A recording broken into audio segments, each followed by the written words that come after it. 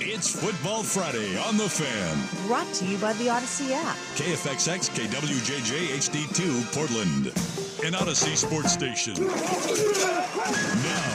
Now, from the Fan Sports Desk, a Sports Center update on 1080 The Fan.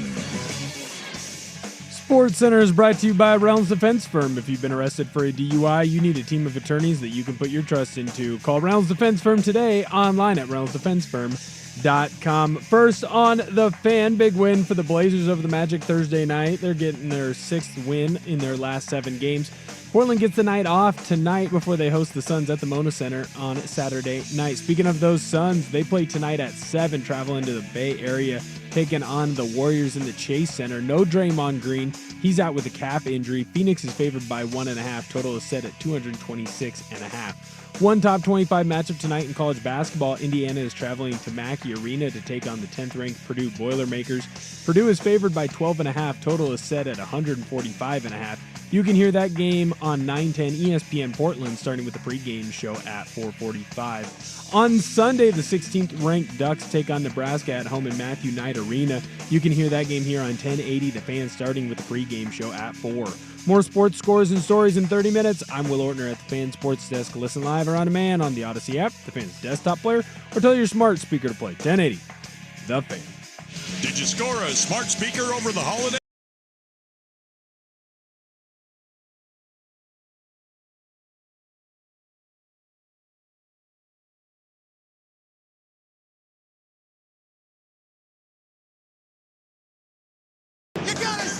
Brought to you by the Odyssey app. Download the Odyssey app, follow 1080 The Fan, and enable push notifications to get the latest on the Ducks, Beavers, Blazers, and more. Danny and Dusty on Odyssey and 1080 The Fan.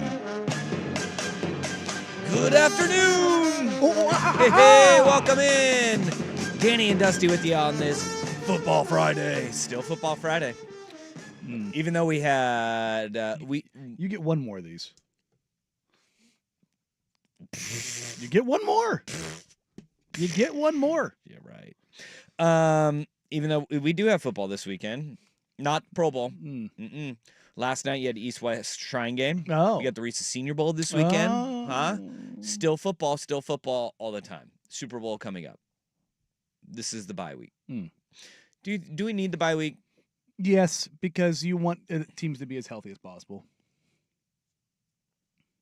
I think guess. you do. I guess. It's your preeminent showcase. So? Don't you want it to have the best chance of it being good? Yeah, but I also think that at this point, everybody's hurt. I mean, you don't think 10 days will help? No.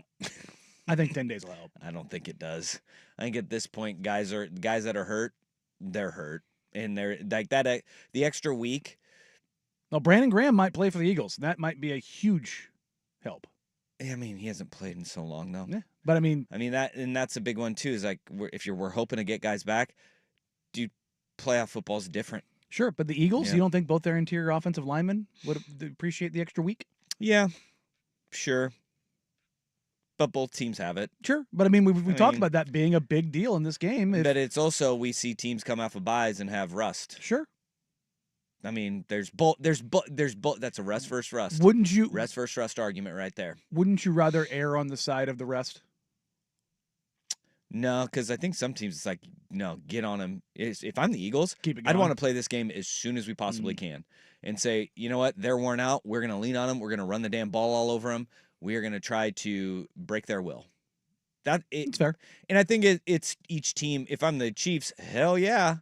I want to make sure I have as much time as possible for Andy Reid and Patrick Mahomes. And although you can criticize him for being an offensive coordinator, Matt Nagy, or for a head coach as an offensive coordinator, pretty smart mind in Matt Nagy.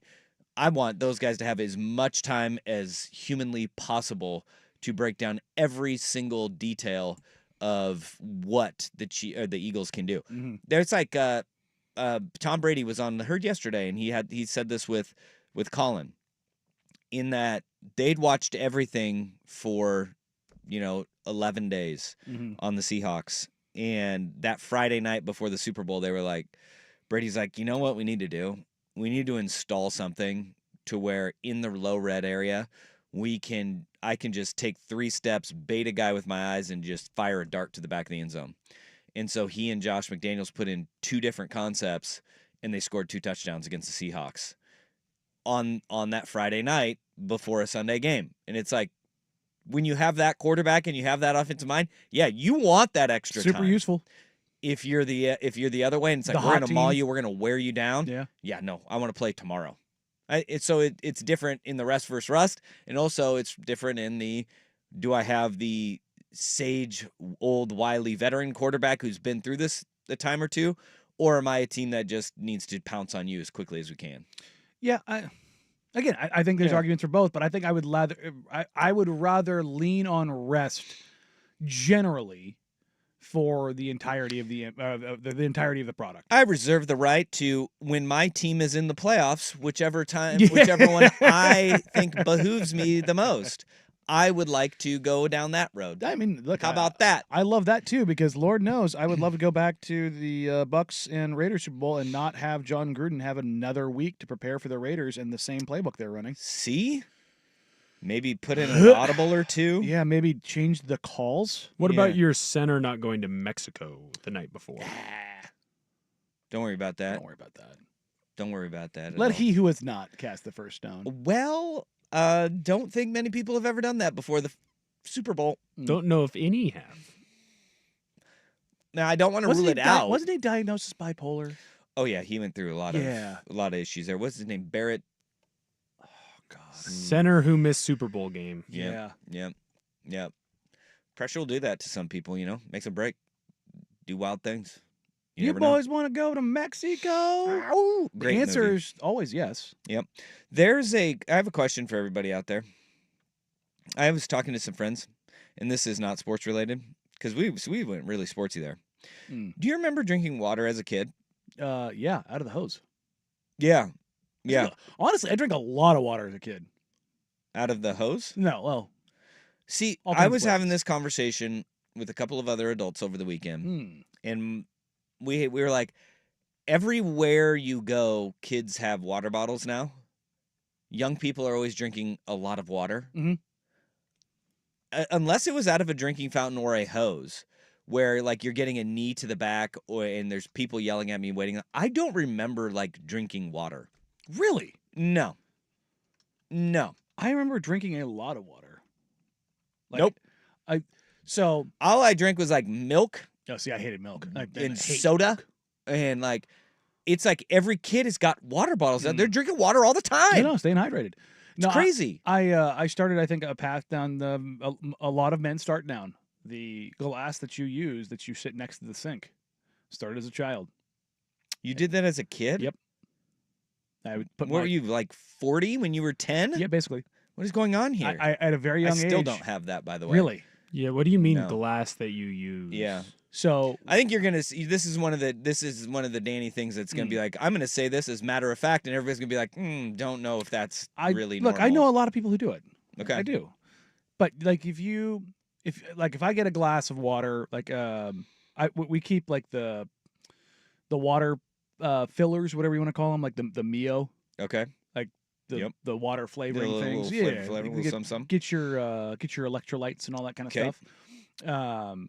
Those are by the sink, and then if I don't have my big water bottle, I've got a big glass that I always drink water out of.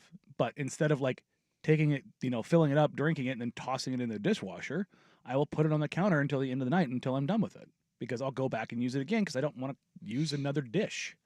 My dad does this. I now get what you're saying. Yes. I don't do it. My dad does it. Mhm. I get what you're saying. It drives my wife You insane. don't take it with you around the No, house? I do. But when if I finish that glass, Yeah. I don't put it in the sink or in the dishwasher until the end of the night. Oh yeah. Okay. Now I know Yeah, you're I put it on the counter next to the sink, and there's this I would say better than 90% chance I'm gonna fill it up again. Yeah. Because I will, when I get home, I usually drink honestly, when I get home, I usually drink a glass of water and then. But this is as later an throughout the adult. day. Adults, I think, drink water. But even then, I don't remember adults drinking As water a- back when I was a As kid. a kid, I used to do that. I don't. I don't know if my parents were like, make sure you drink your water kind of a thing. Yeah. But yeah, no, I vividly remember like because I did the thing with the glass and it drove my mother crazy. Yeah. You grab another glass and I'm like, no. This texter, Vancouver Ford text line says, elementary school class definitely had the water cooler. I did not at my school. Didn't have that. We I did. just don't I had a remember couple drinking years water. where we did. We had a couple years where we had one. Nope. Is water having a renaissance now? Water's making a comeback. It's coming in strong. Dude, everything I remember as a kid was we were trying to conserve water. What's funny we is had little cartoon PSAs telling us to turn off the water. yeah, the marketing of water, big water as it were. It's really about those stupid cups, those $100 Stanley cups. Like it's less about what's the water in it, and more about hey, look at my $100 steel cup. Yeah. The whole Stanley thing. You know the story about them, like how they did what they did. Somebody somewhere was like, I saw the little like documentary. Like they were like, yeah, no, we've been around for a long time. Like they aren't like a Stanley new company. tool company. Yeah, and they made these freaking cups, and everybody in like the workforce kind of had them. But somebody was like, what if we just make them different colors? And somebody literally was like, we'll make a pink cup, and they just went bonkers. Yeah. It's like, what the hell? Yeah, I had a friend try to tell me this cup is different. It'll change your life. I'm like, it's not. It's not. Also, to that point of like, keeps your water colder. It's like, I don't need my water 33 degrees. I do love it ice cold. I just need water. That's I love it ice cold. pretty cool, and it does that because you're drinking it. It never gets too warm. Guess what? My life has not been negatively impacted by not having a Stanley. Well, no, you can get them a lot cheaper. But on the Stanley Make It Pink line, yeah. Look, controversial take here. Every time I see it on social media from a group of women of NFL, NBA, stop making us pink jerseys. Stop buying the pink stuff then. They wouldn't make it if they Stanley literally grew their company like tenfold because they made their cup pink. Masterful marketing. Everyone's like, we want regular stuff, then buy the regular stuff. Yeah, it's out there. It's there for you. It's totally out there. Yeah. They're like, well, we want a women's jersey. It's like normal cut. I'm like, you gotta. That also is there. It's there. Yeah. Like every time I see somebody complain about the pink jerseys, I'm just like, no, yeah. You're buying them. Yeah. That's why they're selling them, guys. Yeah. Yeah.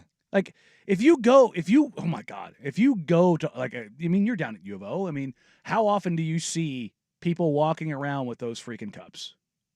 A lot. Everywhere. It's everywhere. Everywhere. It's everywhere. Yeah. And like I have friends' wives who have multiple colors of them. Yes. I have friends who have multiple colors of them, and I'm like, it's a small fortune in water bottles. Yeah, and we're trying to match. What do you need to match your outfit? Oh yeah, yeah. Oh yeah. That's a thing. That's a thing. Look, I've got my big one, and that I spent some money on. Yeah. But the one that I bought has the cover on it that I can put my wallet, keys, cell phone, everything in. But it's just a normal. You know what I do though? Stainless steel water bottle. I'm not going to kink shame here. No. You know, I am. My problem is when they try to tell you how much better their That water bottle is. I'm like, you think I care? Yeah. You know what makes it better is when that's when you put it in the $1,500 Go Yard bag. Well, I don't really care, but I don't care. I'm just getting my waters, man. That's all I want. That's all I want here. Just my water. Anyways, yeah, kids don't drink, or they drink a lot more water now than they did before. And you know, I have my theory on this. You know how we always say like, gosh, kids just look younger now? Mm-hmm. I guess because they're drinking a lot more water. Well, probably a lot more water in like a. You're thinking about like back in the 70s. It's like, yeah, why did they all look like they were 29 years old when they were in high school? Well, it's because one, their teachers were burning heaters in the classroom, cigarettes, and they didn't know like water. Like your coaches were telling you, no, take the salt tablet, not the water, and it's like that might kill you. Also, like when we were growing up playing football. There was a time period when we were younger when it's like, no, you don't drink the water. Only tough guys don't need water. Yeah. It's like, guess what? My muscles do. Yeah, it turns out, no, you do. Yeah. You do need it. Are we evolving to just be softer? Yeah. I don't know. Well, yes, we are. But back then, isn't there like really only water and like maybe Coca-Cola, maybe Pepsi to drink? Like you guys didn't have Gatorade, Powerade, Body Armor. Whoa, You didn't have all whoa, these other whoa. options. You think I am? Good. No, I'm talking Lord. about in the 50s, not you guys. Oh, yeah, you they guys did have probably Gatorade. had like No, Dr. no. Pepper. You probably No. didn't have Mr. Pibb yet. No, But, you know. they drank like Coca-Cola with cocaine in it. Oh, Like, yeah. that- Well, I mean, like cigarette ads and like Joe was like the Camel 20s. were still a thing. So then shouldn't water have been much bigger back then? you would Well, think. Well, it also probably wasn't that clean or good tasting. Like it wasn't filtered. Yeah, that great. was also a thing too. Is like, hey, that water, you might want to stay away from that. You don't know what's in that water. Yeah, here's the thing. Like, Just like boil it. as Oregonians, if you've never like really traveled outside of the region or just outside of the West Coast, you have no idea how good the water is. It's Dude, like, our water it's is literally some of the elite. best on the planet. It is elite water. Like, man, I lived in Texas. Big I lived water in talk Florida. Texas, you can taste and smell the sulfur. Mhm. You can taste and like feel the sediment in Florida water. You Like, can. it's And then like you can taste like swamp water. L.A., New York water just tastes Big like city. chlorine. Yeah, that's because they have dumped so many chemicals into it. Yeah. And then in the north, North Dakota, I don't know what the hell that taste is. Like North Dakota, Minnesota, Yeah. there's like a saltiness to it. Yeah. I remember the first time I got there, I was like, oh no, Oh yeah, this is bad. I remember we did get when I was a kid. We got the water cooler at our house because we were on well water. Didn't Oh taste very god, wait, you had well water that didn't taste good? Yeah. Oh, that's unfortunate. good. But it was you had to have the water cooler in there. I don't remember ever using it. Really No, not really. All right, interesting. let's talking Hot talking water water here. talk. Water's overrated anyways. See, this is why you look old.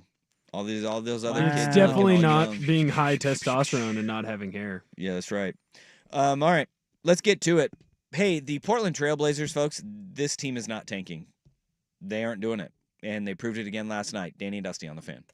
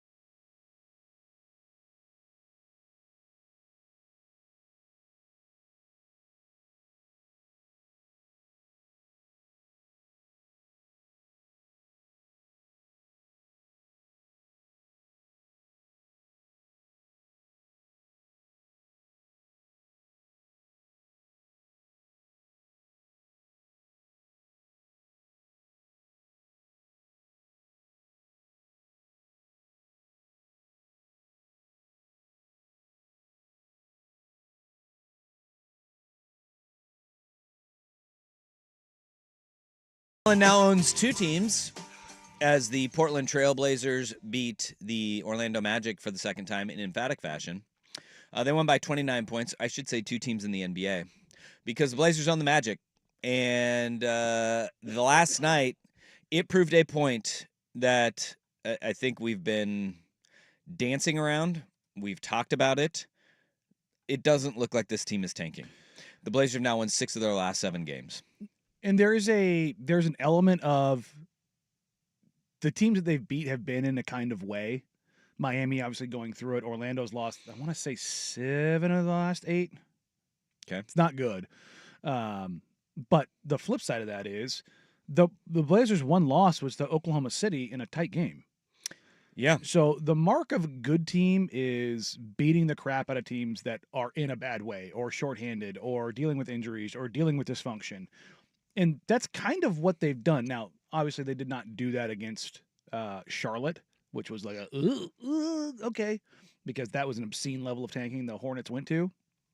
Most of the Blazers' wins this season have been like, Minnesota going through it, the Pelicans being injured. There was probably only a handful of wins where you're like, that's a good win. Like Milwaukee, like it's a good win. There's a mild caveat of the Bucks were stupid and played Giannis and Dame 41 minutes the night before in a 15-point win over the Jazz because they were chasing stats. It's like, what are you doing? I get you're trying to get guys in the All-Star game and stuff like that, but like, what the hell are you doing, Doc? But the Blazers took advantage of that. And that's the thing is, like, there's the first half of the season, really, or first quarter of the season, they didn't take advantage of that. And more than anything, and Chauncey Billups, Anthony Simons, Scoot Henderson, basically everyone that's been up on the podium the last couple of days, DeAndre Ayton, post-game, they've all said the same thing. They're all playing some version of connected basketball. And you see it. And I think the not the biggest, but I think one of the biggest, because it's the thing that impacts everything, is DeAndre Ayton is like playing incredibly good basketball on both ends of the floor, and that allows somebody else who's maybe defensively challenged to have a lapse and it not kill them over and over again. You have young guys that are making mistakes, but they're making that at full speed. But Toumani Camara is out there playing like one of the best defenders in the entire NBA. I mean, what he has done to Paolo Banchero in their last 2 matchups is bonkers. Absolutely bonkers. Yeah. And I don't know this is like a proof of, not even that. It's not a proof of concept. It's not like, oh, this team is going somewhere. They're going to end up winning more games than they were supposed to win. That is going to happen. But if and when they do shut down the veterans, they will lose games. But they're probably not going to get down to that 5th spot now. No. It's just, I mean, this is kind of what we've all been signaling over the last couple of weeks is that, like, boy, I don't know when this thing is going to turn off, and if it does, because you hear Chauncey Billups talk last night. Look, it isn't just the old vets. It's really important, it's really important because that's the scary thing about, young guys doing a lot of losing is you forget what it feels like, to win and be successful and to do it the right way. That's always the fear, So this stretch for us is really important. And what's most important about it is we're doing everything that we talk about.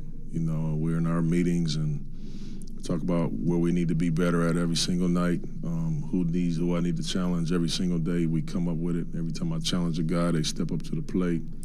They're starting to challenge each other more now. So just all the things that you keep peeling back the onion all the time, and you just never know when it'll come together.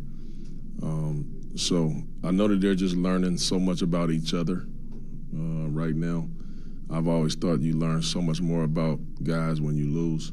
So we've learned a lot, about all of our dudes, and now we're starting to learn the other side of it. So they're having so much fun. It's just fun for me to see it too. Now you say, like, when you shut down the old guys, they're going to lose games. Last night, he got 8 points from Ant. Mm-hmm. Robert Williams did not play. The guys who shined were guys like Scoot Henderson playing out of his mind. Probably had his best game as a pro. Again last night. Denny Avdia, who he continues on both ends of the floor to make an 11, impact. 5. But it wasn't like an efficient shooting night. It was kind of the everything else that we ran the audio of him saying, like, look, I think some of my best games are not when I scored 30 points.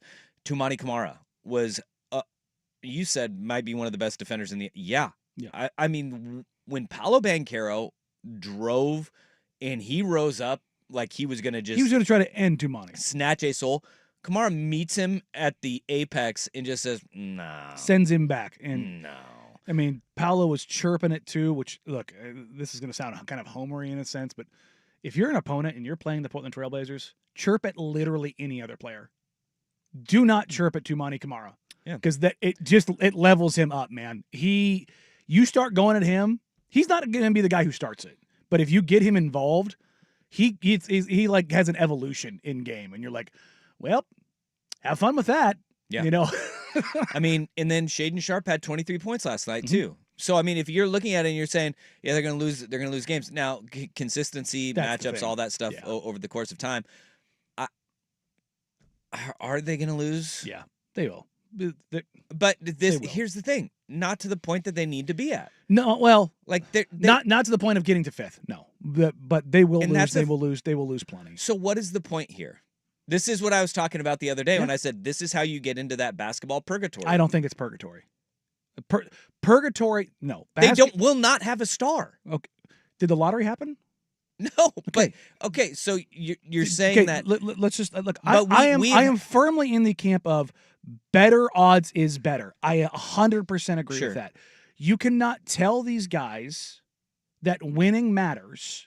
I'm not talking about the players. I am, because organizationally, Sure. you're talking about everyone is like, play the young guys, play the young guys, play the young guys, play the young guys. If you're going to play the young guys and they win, you have to live with it. Mm-hmm. Because you can't sit here and say, play the young guys, and if they win a couple of games, that takes you out of it. No, shut the young guys down. No, you have to pick which way you're going to go. But that's not what they've been doing. Is that like if you look I at would this, disagree pretty strongly. if you look at the way that it is, right? Okay, you're still playing. The vets have gotten large minutes, and look, I get that. The tanking, there's no easy way to do this, but was the goal to get a high draft pick this year? Yes. Are they positioning themselves to do that? Because we've talked about this, like you just said, they're not going to get into the top 5. No, right? I don't think they're going to. No. And that is where your odds significantly shift to getting one of the into that lottery and into Sure. the top 3. And I agree. And I think they should tank. Yeah. I have said that explicitly to the front office. But I do understand, and I don't want people to get what you're saying confused with, anything else in that. You're saying if you're going to play the young guys and you're going to pick up some wins, like you have to live that's with the that. goal. And what I'm saying is that I think they've leaned on the vets a little bit too much at times this year, right? In saying like they've peeled off a couple of wins where it's like, yikes. If it comes to the point where, and again, players and coaches don't tank. No, they're going to play to win. And organizations do. And I think the biggest part of this right now, and not necessarily the micro, but people really need to give Chauncey Billups a metric crap ton of credit right now. He has done a Because he really has got, good job. look, I am not sitting here saying Chauncey's the best coach in the face of the planet, but the one thing I have maintained over and over and over and over again is they respect him and they play for him.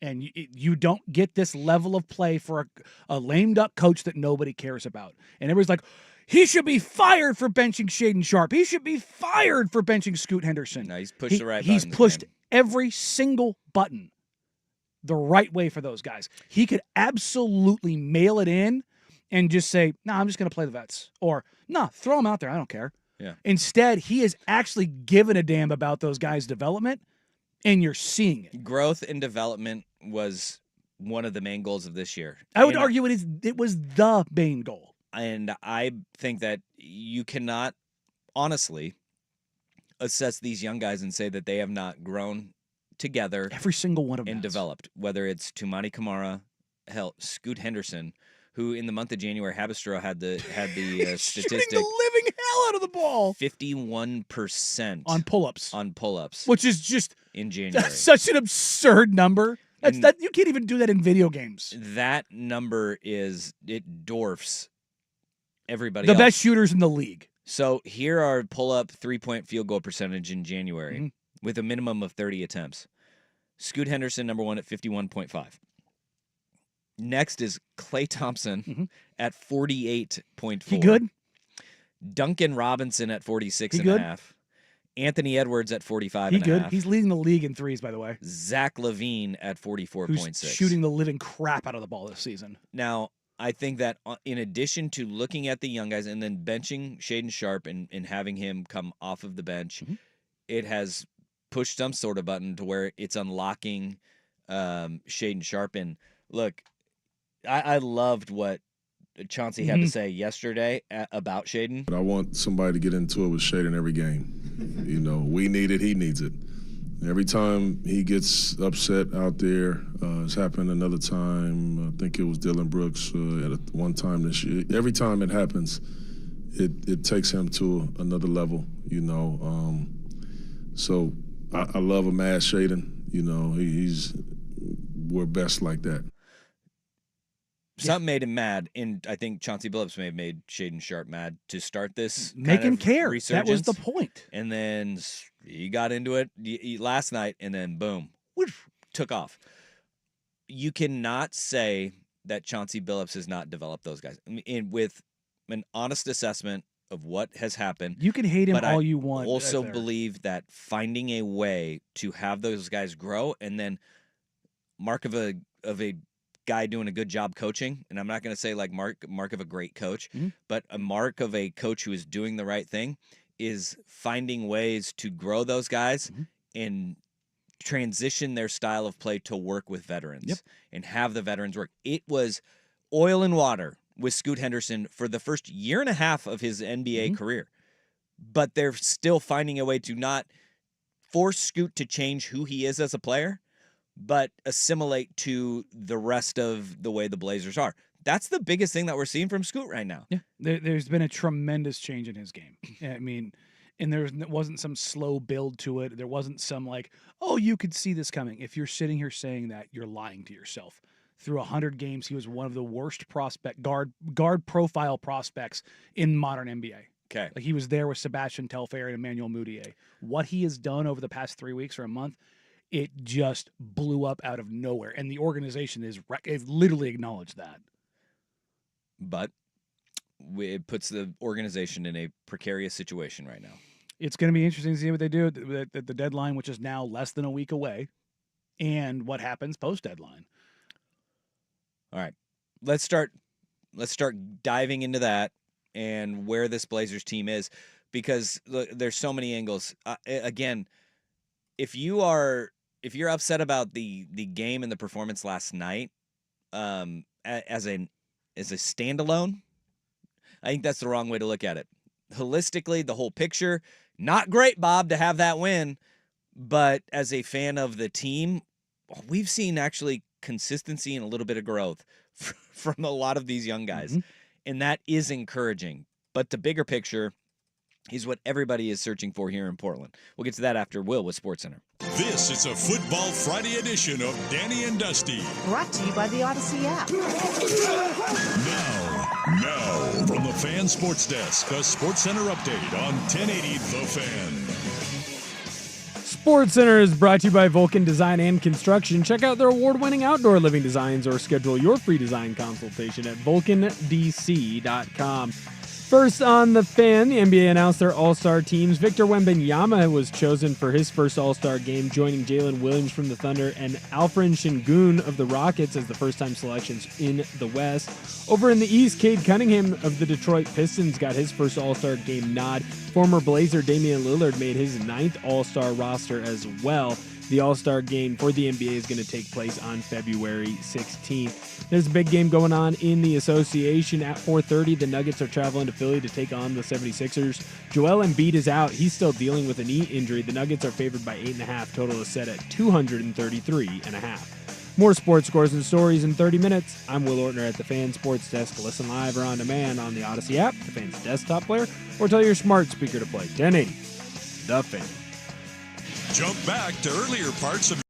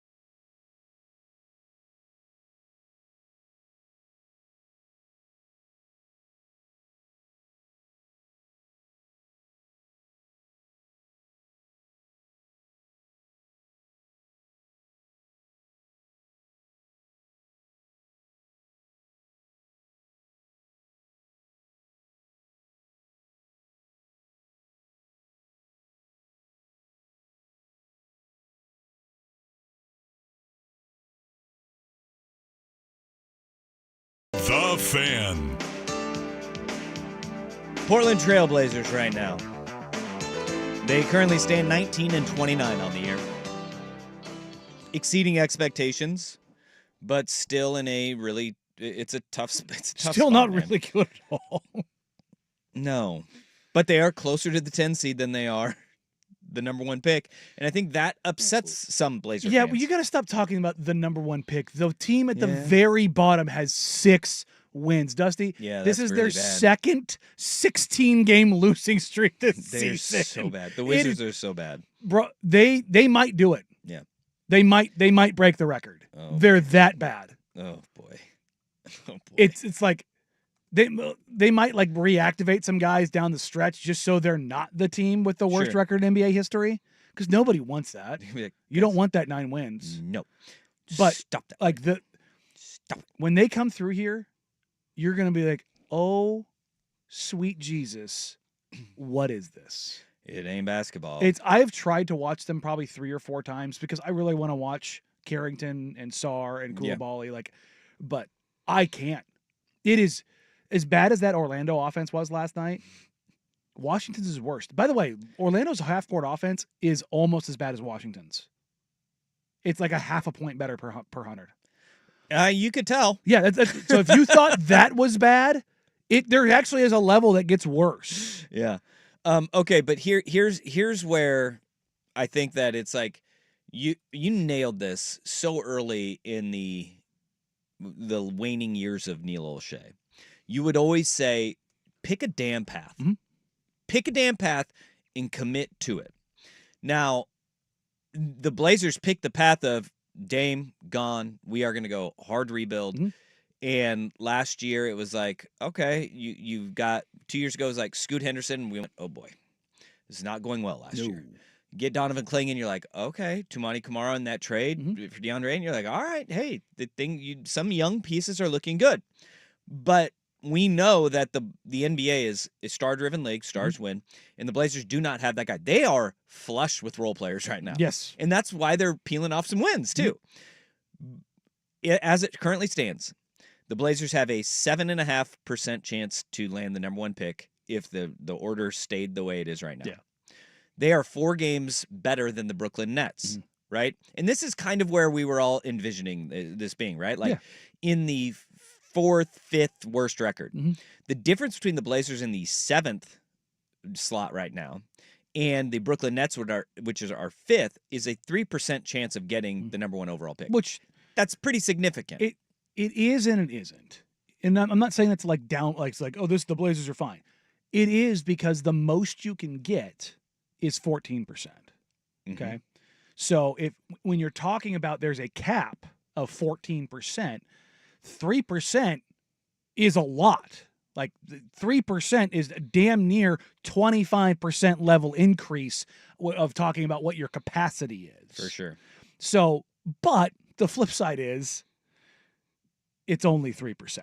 And when you look at the number of combinations, it's like you won it, but and this is not me saying this. This is organizationally what they are projecting and what they are saying. We are not going to, quote unquote, sell our souls. It's not word for word. I'm paraphrasing. To chase that. Yeah. At the risk of stopping what we have right now with these young guys. And that was what Chauncey said in that young guys having that taste of winning. Like that's the slippery slope of tanking that Washington's in it right now. Detroit has been trying to claw their way out of it for several years now. And they've finally it's hard started to do. But I think this is where if you take away and you peel back the odds for the top 3, which is 10.5, 10.5, 10.6 for the top 3, right? That is where Brooklyn is. The Blazers are 7.5, 7.8, 8.1. That's significant. As you go back further, though, this is where you really get you can't duped. fall. You can't fall further. This is It starts right getting now, pretty drastic. the odds on, because of the way that the lottery is constructed, teams moving, teams getting pushed back, teams jumping. The Blazers have a 34% chance to get the 8th pick right now. And that is where the drastic difference is. Because if you look at it, Let's run it one time. Just I'll run a quick tankathon. okay, just you're to doing see the what lottery happens. odds. Okay, who gets the first pick? Portland fell back to 9th. Fell back to 9th. That's not good, Bob. Here's the insane thing. Atlanta moved up 10 spots. Golden State moved up 11 spots. Mm-hmm. And this is what can happen. It is a lottery. And that's kind of like you had two teams who had, in this scenario, the Atlanta Hawks, who just won the lottery last year, had a 2% chance. Mm-hmm. The Golden State Warriors, who were ended up number 2 in this lottery, had a 1.2% chance. You had a combined 3.2% chance, and both happened. And I'm not saying that as like a, sure, they're fine. I'm saying with the flattening of odds, stuff can get weird. You won't use the Neil O'Shea word, but it's not the panacea. Yeah, no, and it's not that, because let me be clear for everybody who is questioning where I'm standing. I think they should shut the water off. Yeah, I absolutely do. Kind of doesn't feel like that's happening.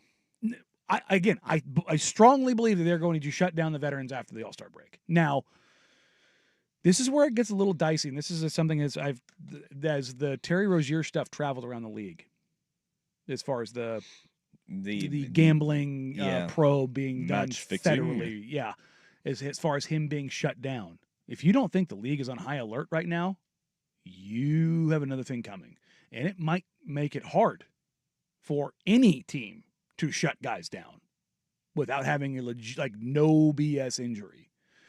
So it's those teams at the bottom. Trade. Well, not yes, but also like some of those, like the Charlottes of the world, the Brooklyns of the world, if they don't trade a Cam Johnson, or Charlotte tries to shut down LaMelo Ball and Miles Bridges, there might be some prying eyes of, nope, we have a federal probe going on right now. Yeah. They're playing. Okay. So that adds a little bit of pow to the pile, as it were. It makes it really hard to get out of where they are now, though, right? And that's why it's like you need a star to win. Yes, 100%. And they do not have a ton of luck. They do not have one on their roster. No. And we just don't know where this is going to go for the remainder of the year.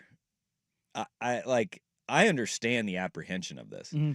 The Blazers, though, it does not appear and it does not feel when you hear what the players are saying, when you hear what Chauncey Billups is saying, when you watch the game and you see how well they are playing right now. This is not a team that is tanking. Full stop. Just as an aside, I ran the lottery one more time after a reset. Charlotte went up to 1, Portland went to 2. Okay. Like, again, and this is just the math. You never know. You just don't.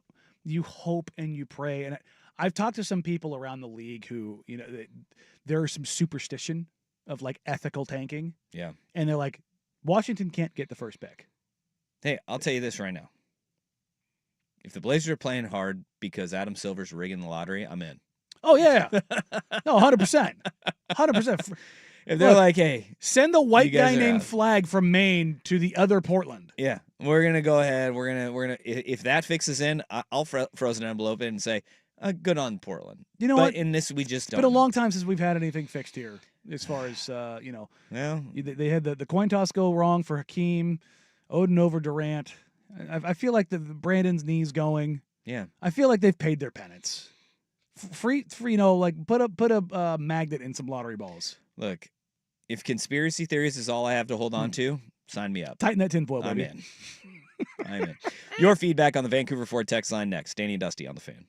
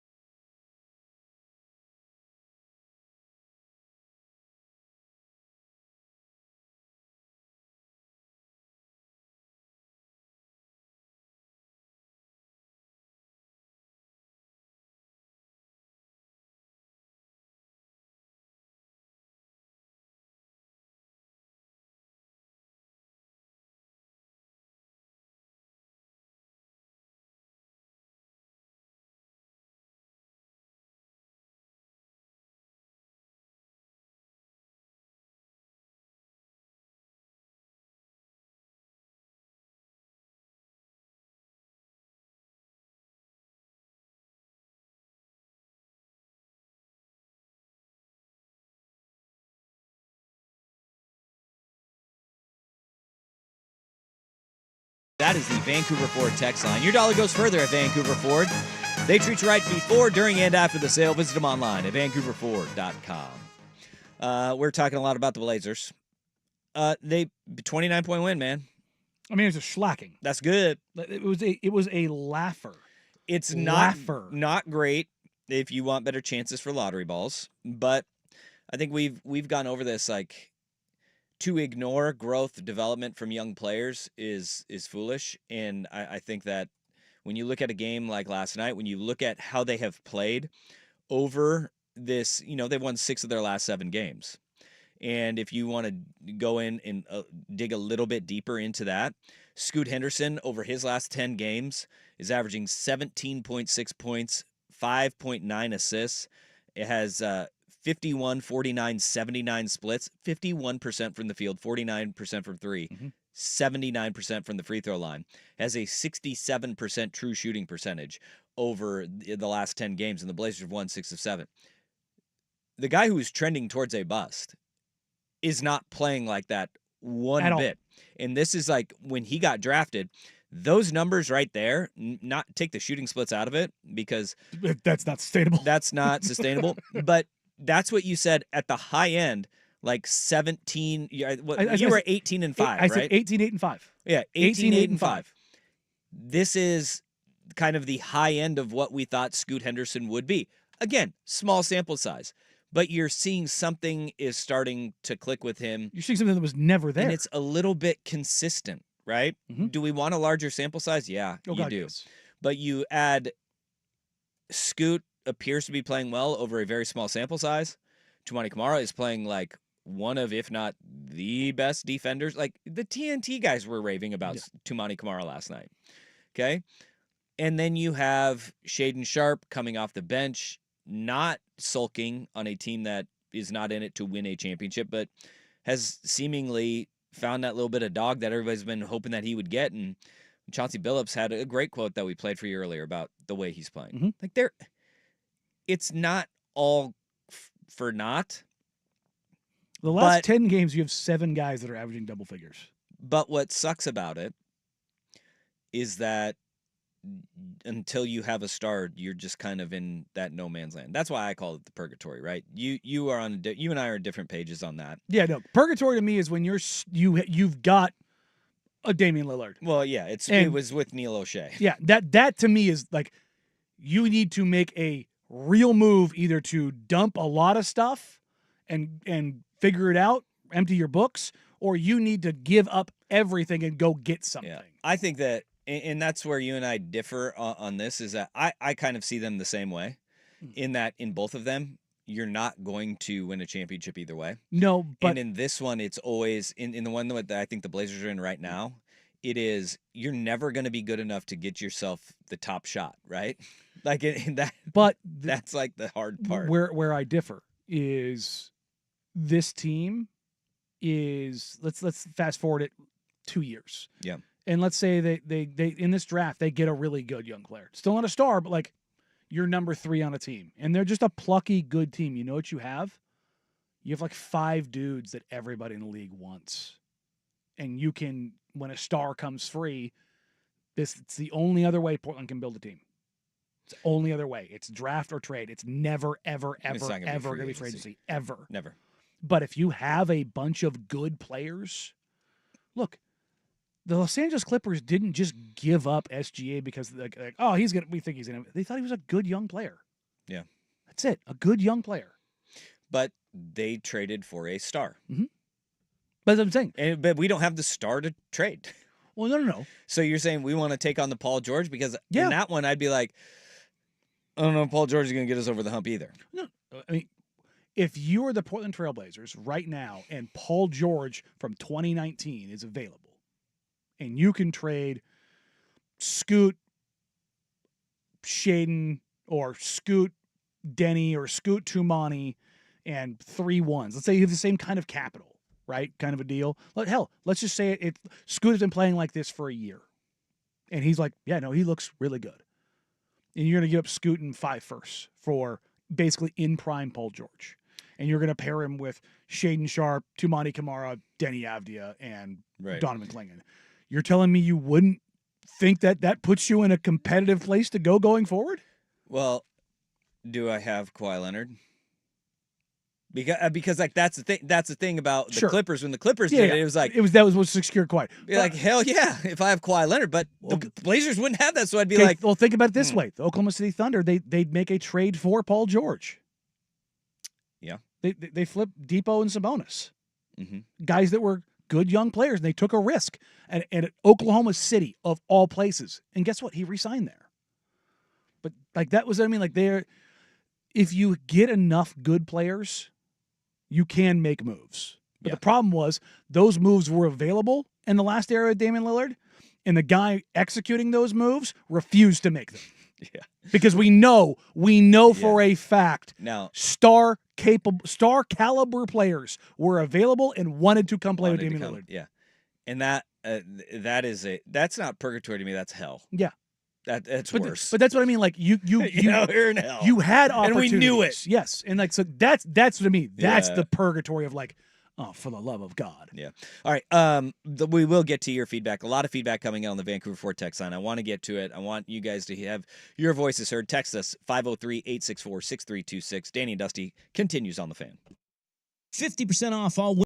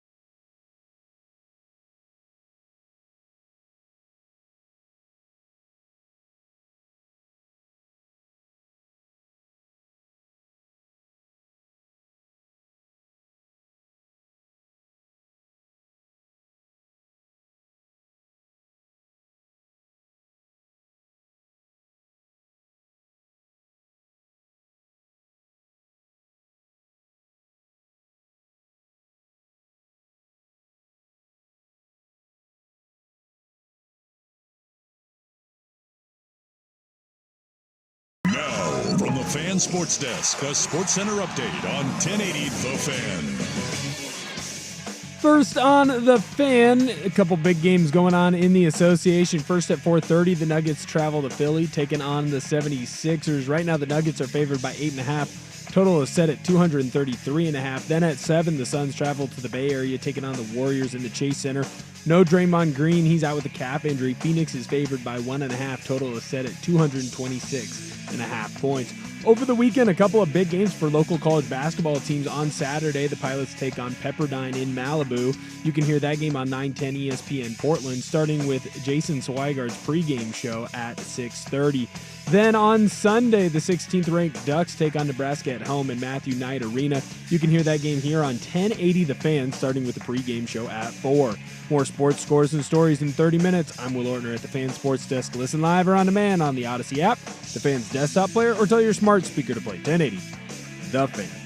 Slam Dunk in Vegas is our nationwide contest for a chance to have the ultimate tournament viewing experience with 3 of your friends. More info at 1080thefan.com.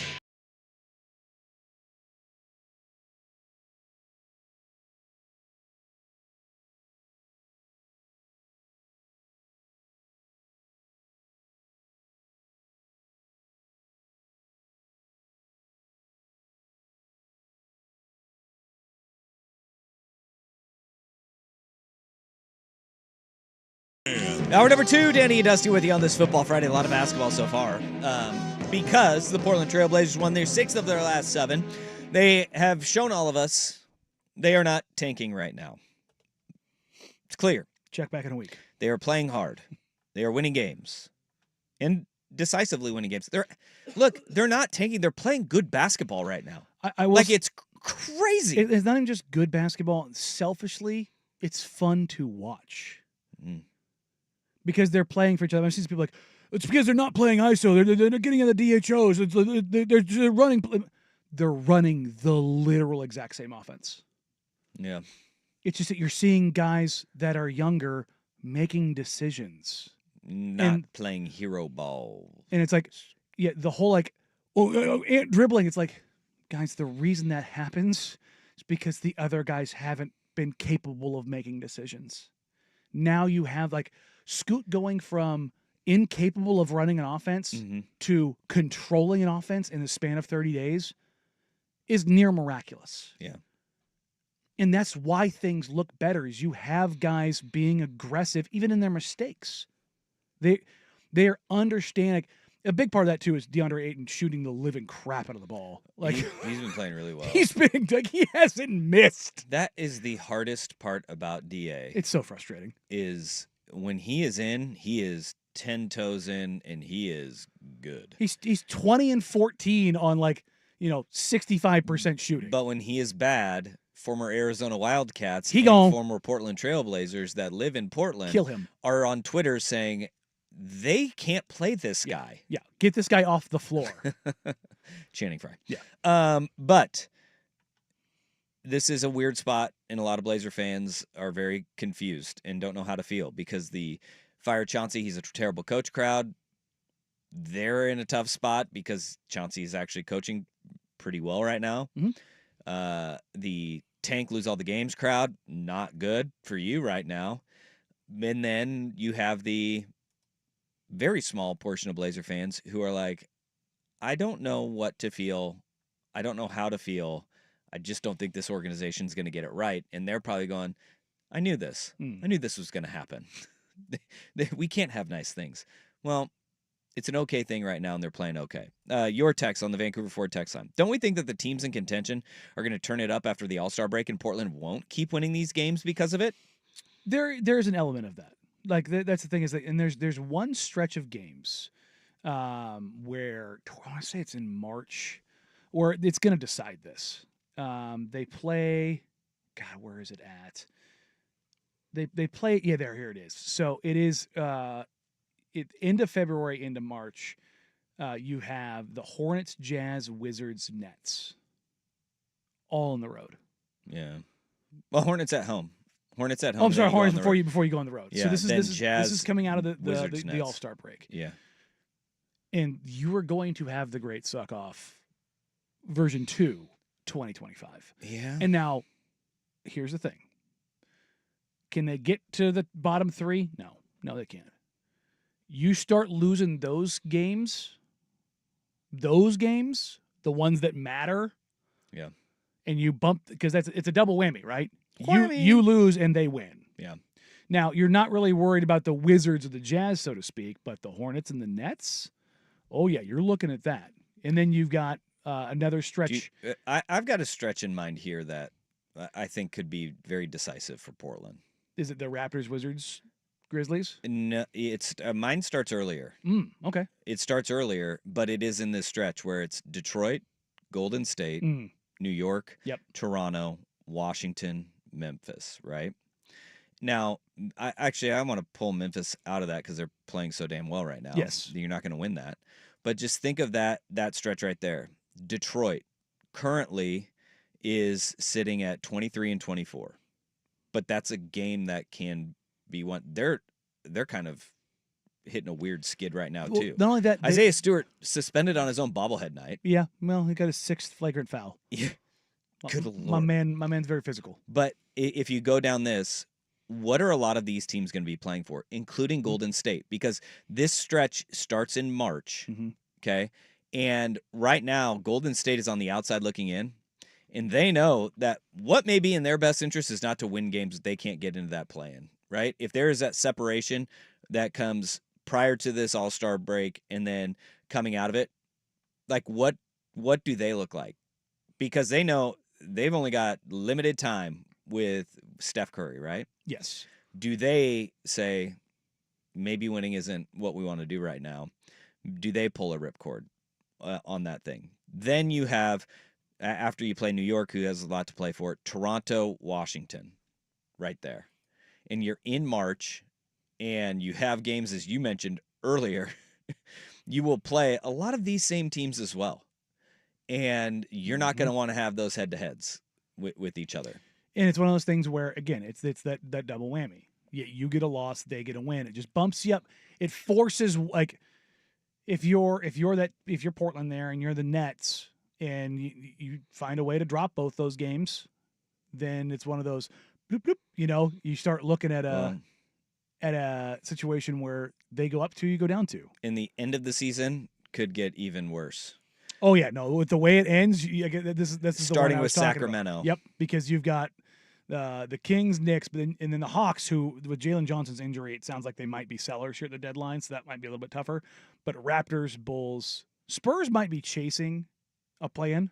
Yeah, at that point. But then the Jazz, and then the Warriors, Lakers. Like that last road, you have that 5-game road trip home for 1 against the Spurs. And then the Jazz, who they are going to be so far in the tank at that point in time. Will Hardy's going to need to be in an insane asylum. Poor guy. That man hates losing so badly. Yeah. So badly. Like you can see it on his face. He is a sad tigger. Yeah, it's bad. It's rough. Here we go with another text of, do you guys see a scenario where Chauncey's back next year based on the growth that we are seeing? I don't. I think that plane has taken off. And Chauncey knows that. Everybody knows the deal. And this is, like, again, I am not saying Chauncey is the best coach on the face of the planet. He's not dumb. He knows the situation. It was like, well, what's the money for? It's like, all right, bro, if you know your job's ending, how many of you are mailing in? Like, if you're giving your 2 weeks, are you giving your best work? No, most people aren't. To Chauncey's credit, even knowing he's a lame duck, you know what he's done? He's gotten Scoot and Shaden to buy in. Remember Tumani last year got benched and everybody lost their mind? Two flat out told me I got too big for my britches. I started going a little too far outside the scope of what I need to do. Yeah. And it was Josh Hart had a clip. I wish I would have grabbed it. It was from a podcast either yesterday or last night, where he said, I'm having my best year in my career because I stopped trying to be something I'm not. I accepted that I'm the role player. And I think it was his pod because Jalen was on there too. And it was a really poignant line because he goes, I'm a servant to these guys. And Jalen Brunson said, can you say that again? He goes, it is my job to make these guys' jobs easier. Yeah. And this is the first year in my life that I have truly accepted that role. And I'm having the best year of my career. Yeah. And it's like, Chauncey has gotten guys to buy into the role. Like, yes. 2, you can be a 3-and-D demon. Lock that in, and we can start experimenting with you. Like, we can put you in pick and rolls. We can use you in post-ups.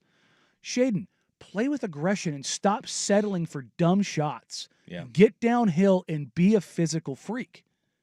It's like, is Chauncey or Shaden had a game where he's been cooking and aggressive and Chauncey sat him down? No. Not once. Mm-mm. DA, go out there and rehab who you are. The second DAF's around, yoink. There is accountability for this stuff. And I think that's a huge, huge deal for like what you're talking about with like the development of these guys. Another text here, and I think this will be a good jumping off point, and we'll answer this on the other side. What changed over the last 30 days that have been able to make these small strides? Anything specific? There has been. Danny Dusty on the Fan.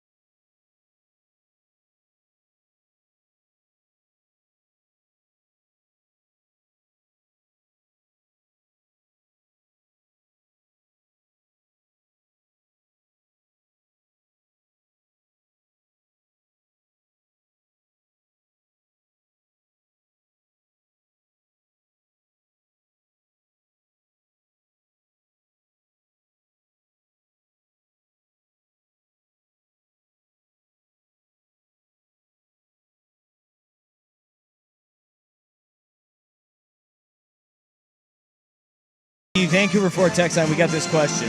What has changed over the last 30 days that the Blazers have been able to make these small strides? Anything specific to the growth that we've seen in Scoot Henderson specifically? I think that's the guy that we've seen the largest strides from.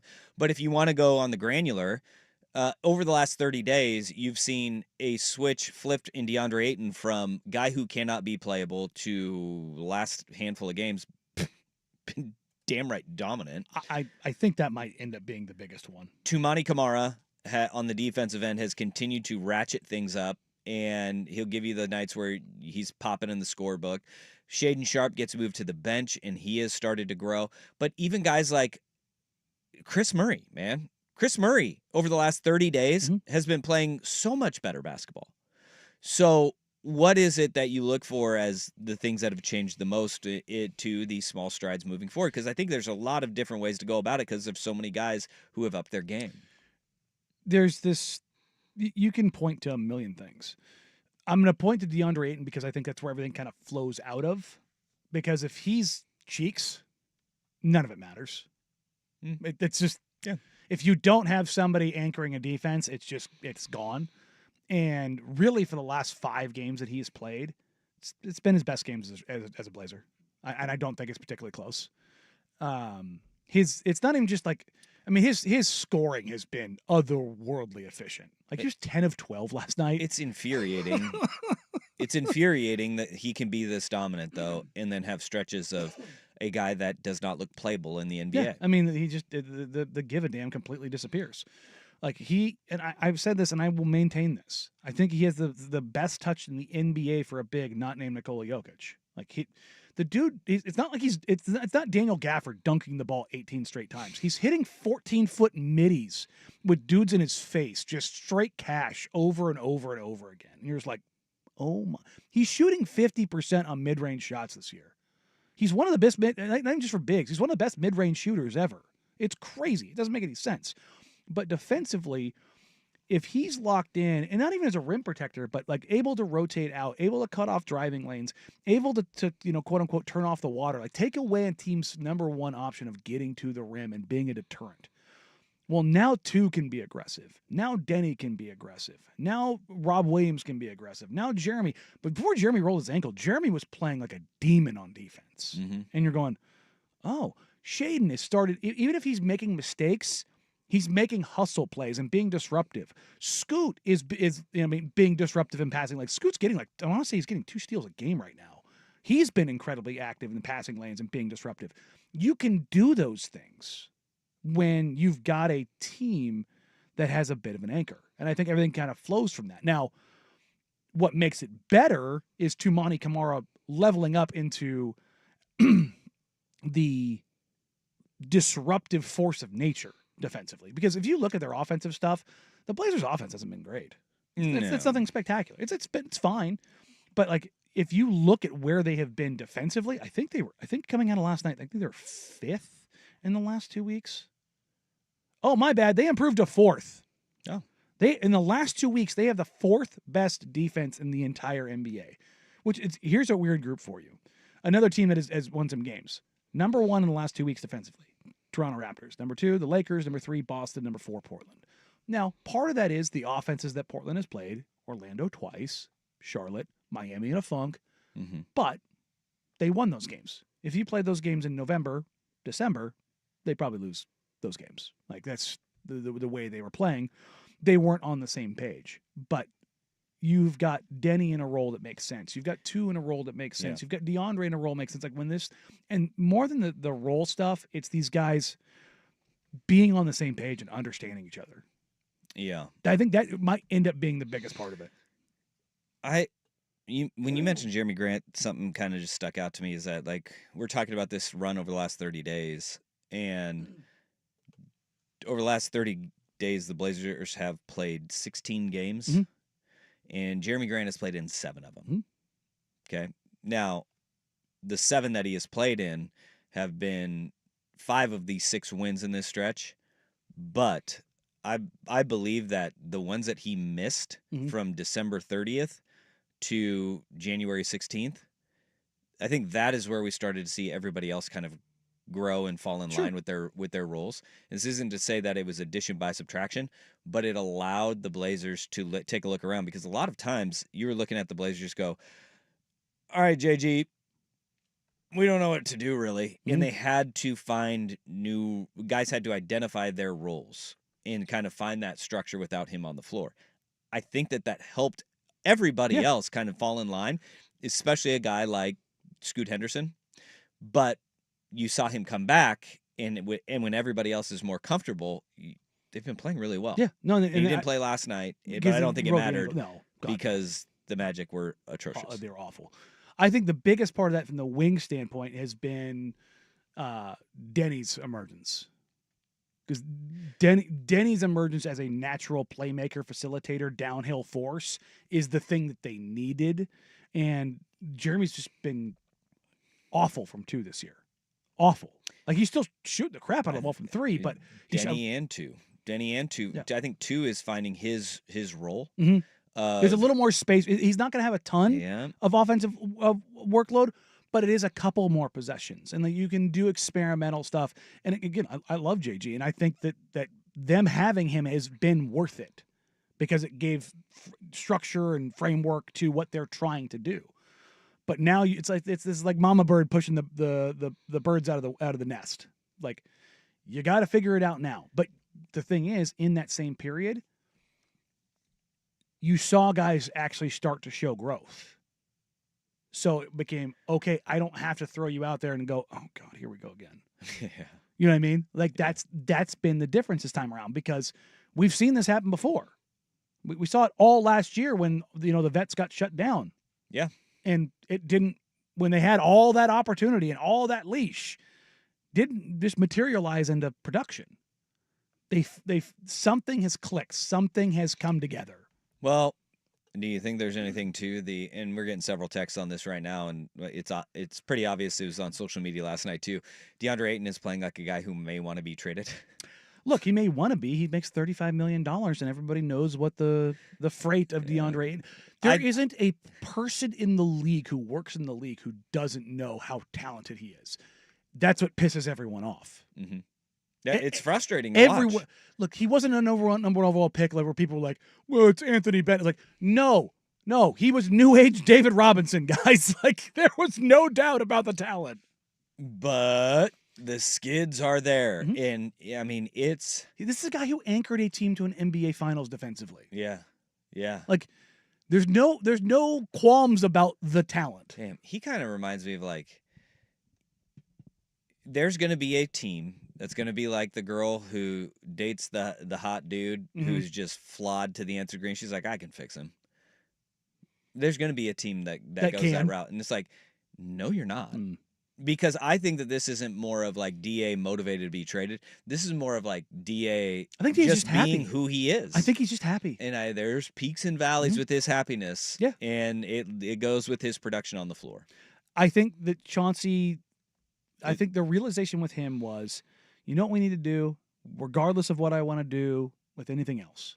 I need to give him the LaMarcus Aldridge treatment. I need to just Pac-Man him for the first 5 minutes of the game. Nom, nom, nom, nom, nom, nom, nom. Let him eat. Let him eat for 5 minutes, and then if he's got it, we keep it going. Yeah. If not, hey, DA, look, we try to get you going, big dog. Wasn't there. Not the night. Go look at his scoring by quarter. See if anything pops up. Because I almost guarantee his first and second quarter scoring is going to be significantly higher than his third and fourth. Interesting. Because it's you get him involved and you get him to care, and you go, huh, interesting.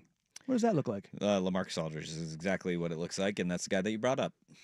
And the only time you saw LaMarcus in the fourth quarter was in the half court in the final 2 minutes when it was go time. Yeah. And the Blazers, when they need a bucket, what are they rolling? They run DA. They run a pick and roll. Yep. Because, like, if you've got him going, he's got 18 points and he's, 9 of 10 from the field. You know what a defense is going to do? They're going to go with him. And then all of a sudden you have opportunities. No doubt about it. It's such a weird, and I'm not saying this to take away from Scoot or Shaden or Chimani or Denny. I just think that DA, because the variance is so wide. Yeah. him tightening that and also being super productive and super efficient and being good on defense has been the thing that they can build out on. Don't get me wrong. That's a foundation that can be made of sand. Yeah. The water can wash that away real quick. Yeah. It's not a good idea to build that and go, we're good here. This ain't bedrock, you know? But when it's good, it's good. Okay. So All right. we'll see where it goes. All right, coming up next, it's time for our worst day on the web. This is I've actually heard of this before as a joke, but boy, I don't know how far this can go. A villain for hire service where a weak boyfriend can look tough for beating him up in front of their girlfriends. Oh. Where are we falling on this? That's our worst day on the web. Coming up next. But first, here's Will Orton with the Sports Center update. This is a Football Friday edition of Danny and Dusty. Brought to you by the Odyssey app. Now, from the Fan Sports Desk, a Sports Center update on 1080 The Fan.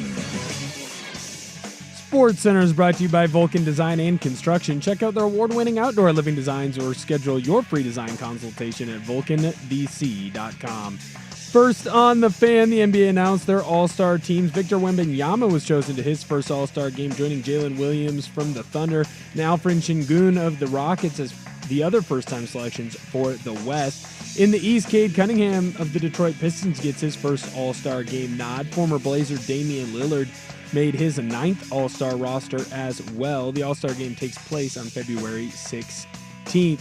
One top 25 matchup tonight in college basketball. Indiana traveling to Mackey Arena to take on the 10th-ranked Purdue Boilermakers. Purdue is favored by 12.5. Total is set at 145.5. You can hear that game on 910 ESPN Portland. That's going to start at 4:45. More sports scores and stories in 30 minutes. I'm Will Ortner at the Fan Sports Desk. Listen live or on demand on the Odyssey app, the Fan's desktop player, or tell your smart speaker to play 1080.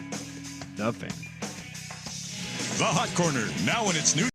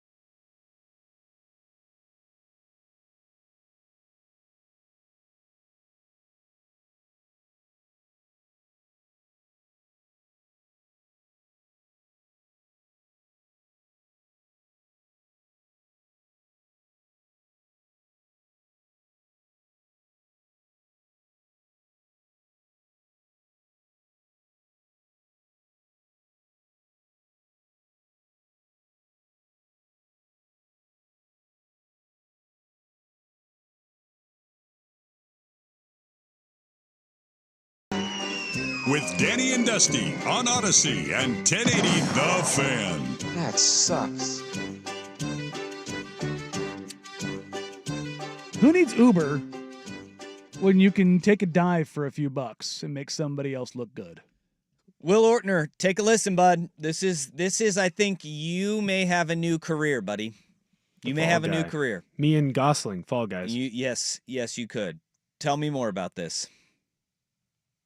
It's a wonderful, wonderful situation. Okay. A Malaysian man has begun offering his services as a villain for hire, Okay. allowing clients to act like heroes by fighting him off or taking him down in front of others, specifically their partners.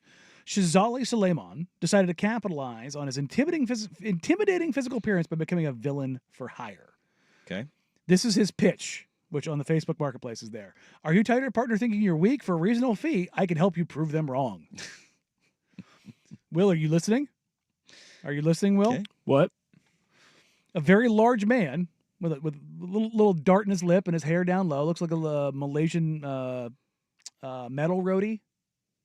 Okay. It's kind of what we're working with here. Yeah, You might yeah. need to grow the hair back out, Will. No, I think he's fine. Can't do it. I think he's fine to do this because he just looks like a big, mean dude. And if he just goes out there and, I don't know, maybe you should get one of those Ed Hardy shirts that gives you arm sleeve tattoos, Oh, there you go. you know? In that way, it'd be like... What about an eye patch? eye patch I've would always work. wanted to have an eye patch. Maybe a weird pet of some sort, like a parrot or a ferret. Sure. Maybe like a fancy lad hat of some sort, like a leather cowboy hat, something that makes you look... Ooh, I'd wear a cowboy hat. Yeah. Get a nice Stetson. Yes, no. I don't want him looking like an actual cowboy. Oh. Like he is fake ass cowboy. You want the truck stop leather. No, hat. I should look like a cowboy. Yeah, well, maybe I that should does embrace work. my though. roots. Maybe that does work. If you just go, you could go straight up cowboy, Belt buckle. and you Look could be like the Rick. drunk idiot who walks up, says something offensive to a guy's girlfriend. He decks you once, you take a dive, and he looks like a hero. I'll do it. I mean, my price might not be. Yeah. I guess Affordable. I'll be your villain for hire pimp. Like I'll take a cut and I'll book it for you. I can do that for you. What percentage? I don't know. Well, we can discuss. We're gonna that. negotiate. We don't have any pricing here, but this says the way he set this up is when a boyfriend went to the bathroom, I pretended to harass his girlfriend. When he returned, he confronted me like a hero. He said he provided an example of a service he provided for a client. His service is available to both men and women, and he has been hired a number of times by friends and family already. Wait, he's been hired by men and women? So like the woman's like, go up, harass my boyfriend. I'm gonna kick your ass. Whoa. Or girlfriend. yeah, okay. We're yeah, accepting sure of all enough. lifestyles Partner. here. Yeah, partner. Your general. partner, and I'm gonna kick. There might be a more macho member Yeah. of the relationship. Sure, that's fine. That's fine. Yeah, but either way, like that's like you're gonna go and pick a fight with a woman, and like I don't know. Will has if the money's there, Will do it. That's me getting my butt kicked by a woman. The price is up. Yeah. Oh yeah. Well, It's raised. just. I thought little maybe you'd take a teeny-tiny bit. discount there just because physical touch from a woman. I get plenty of that. Dang. We're fine. We're doing okay over here. Good for you, Will. Good for you. His Bumble account's been buzzing over there. Don't have Bumble. What is it? Hinge? Plenty of fish? No comment. What are we working with here? What? I don't know what you're working with. No comment. You don't All right. need to know about my relationship status. This is exactly the position for it. Go on. Mm-hmm. Nope.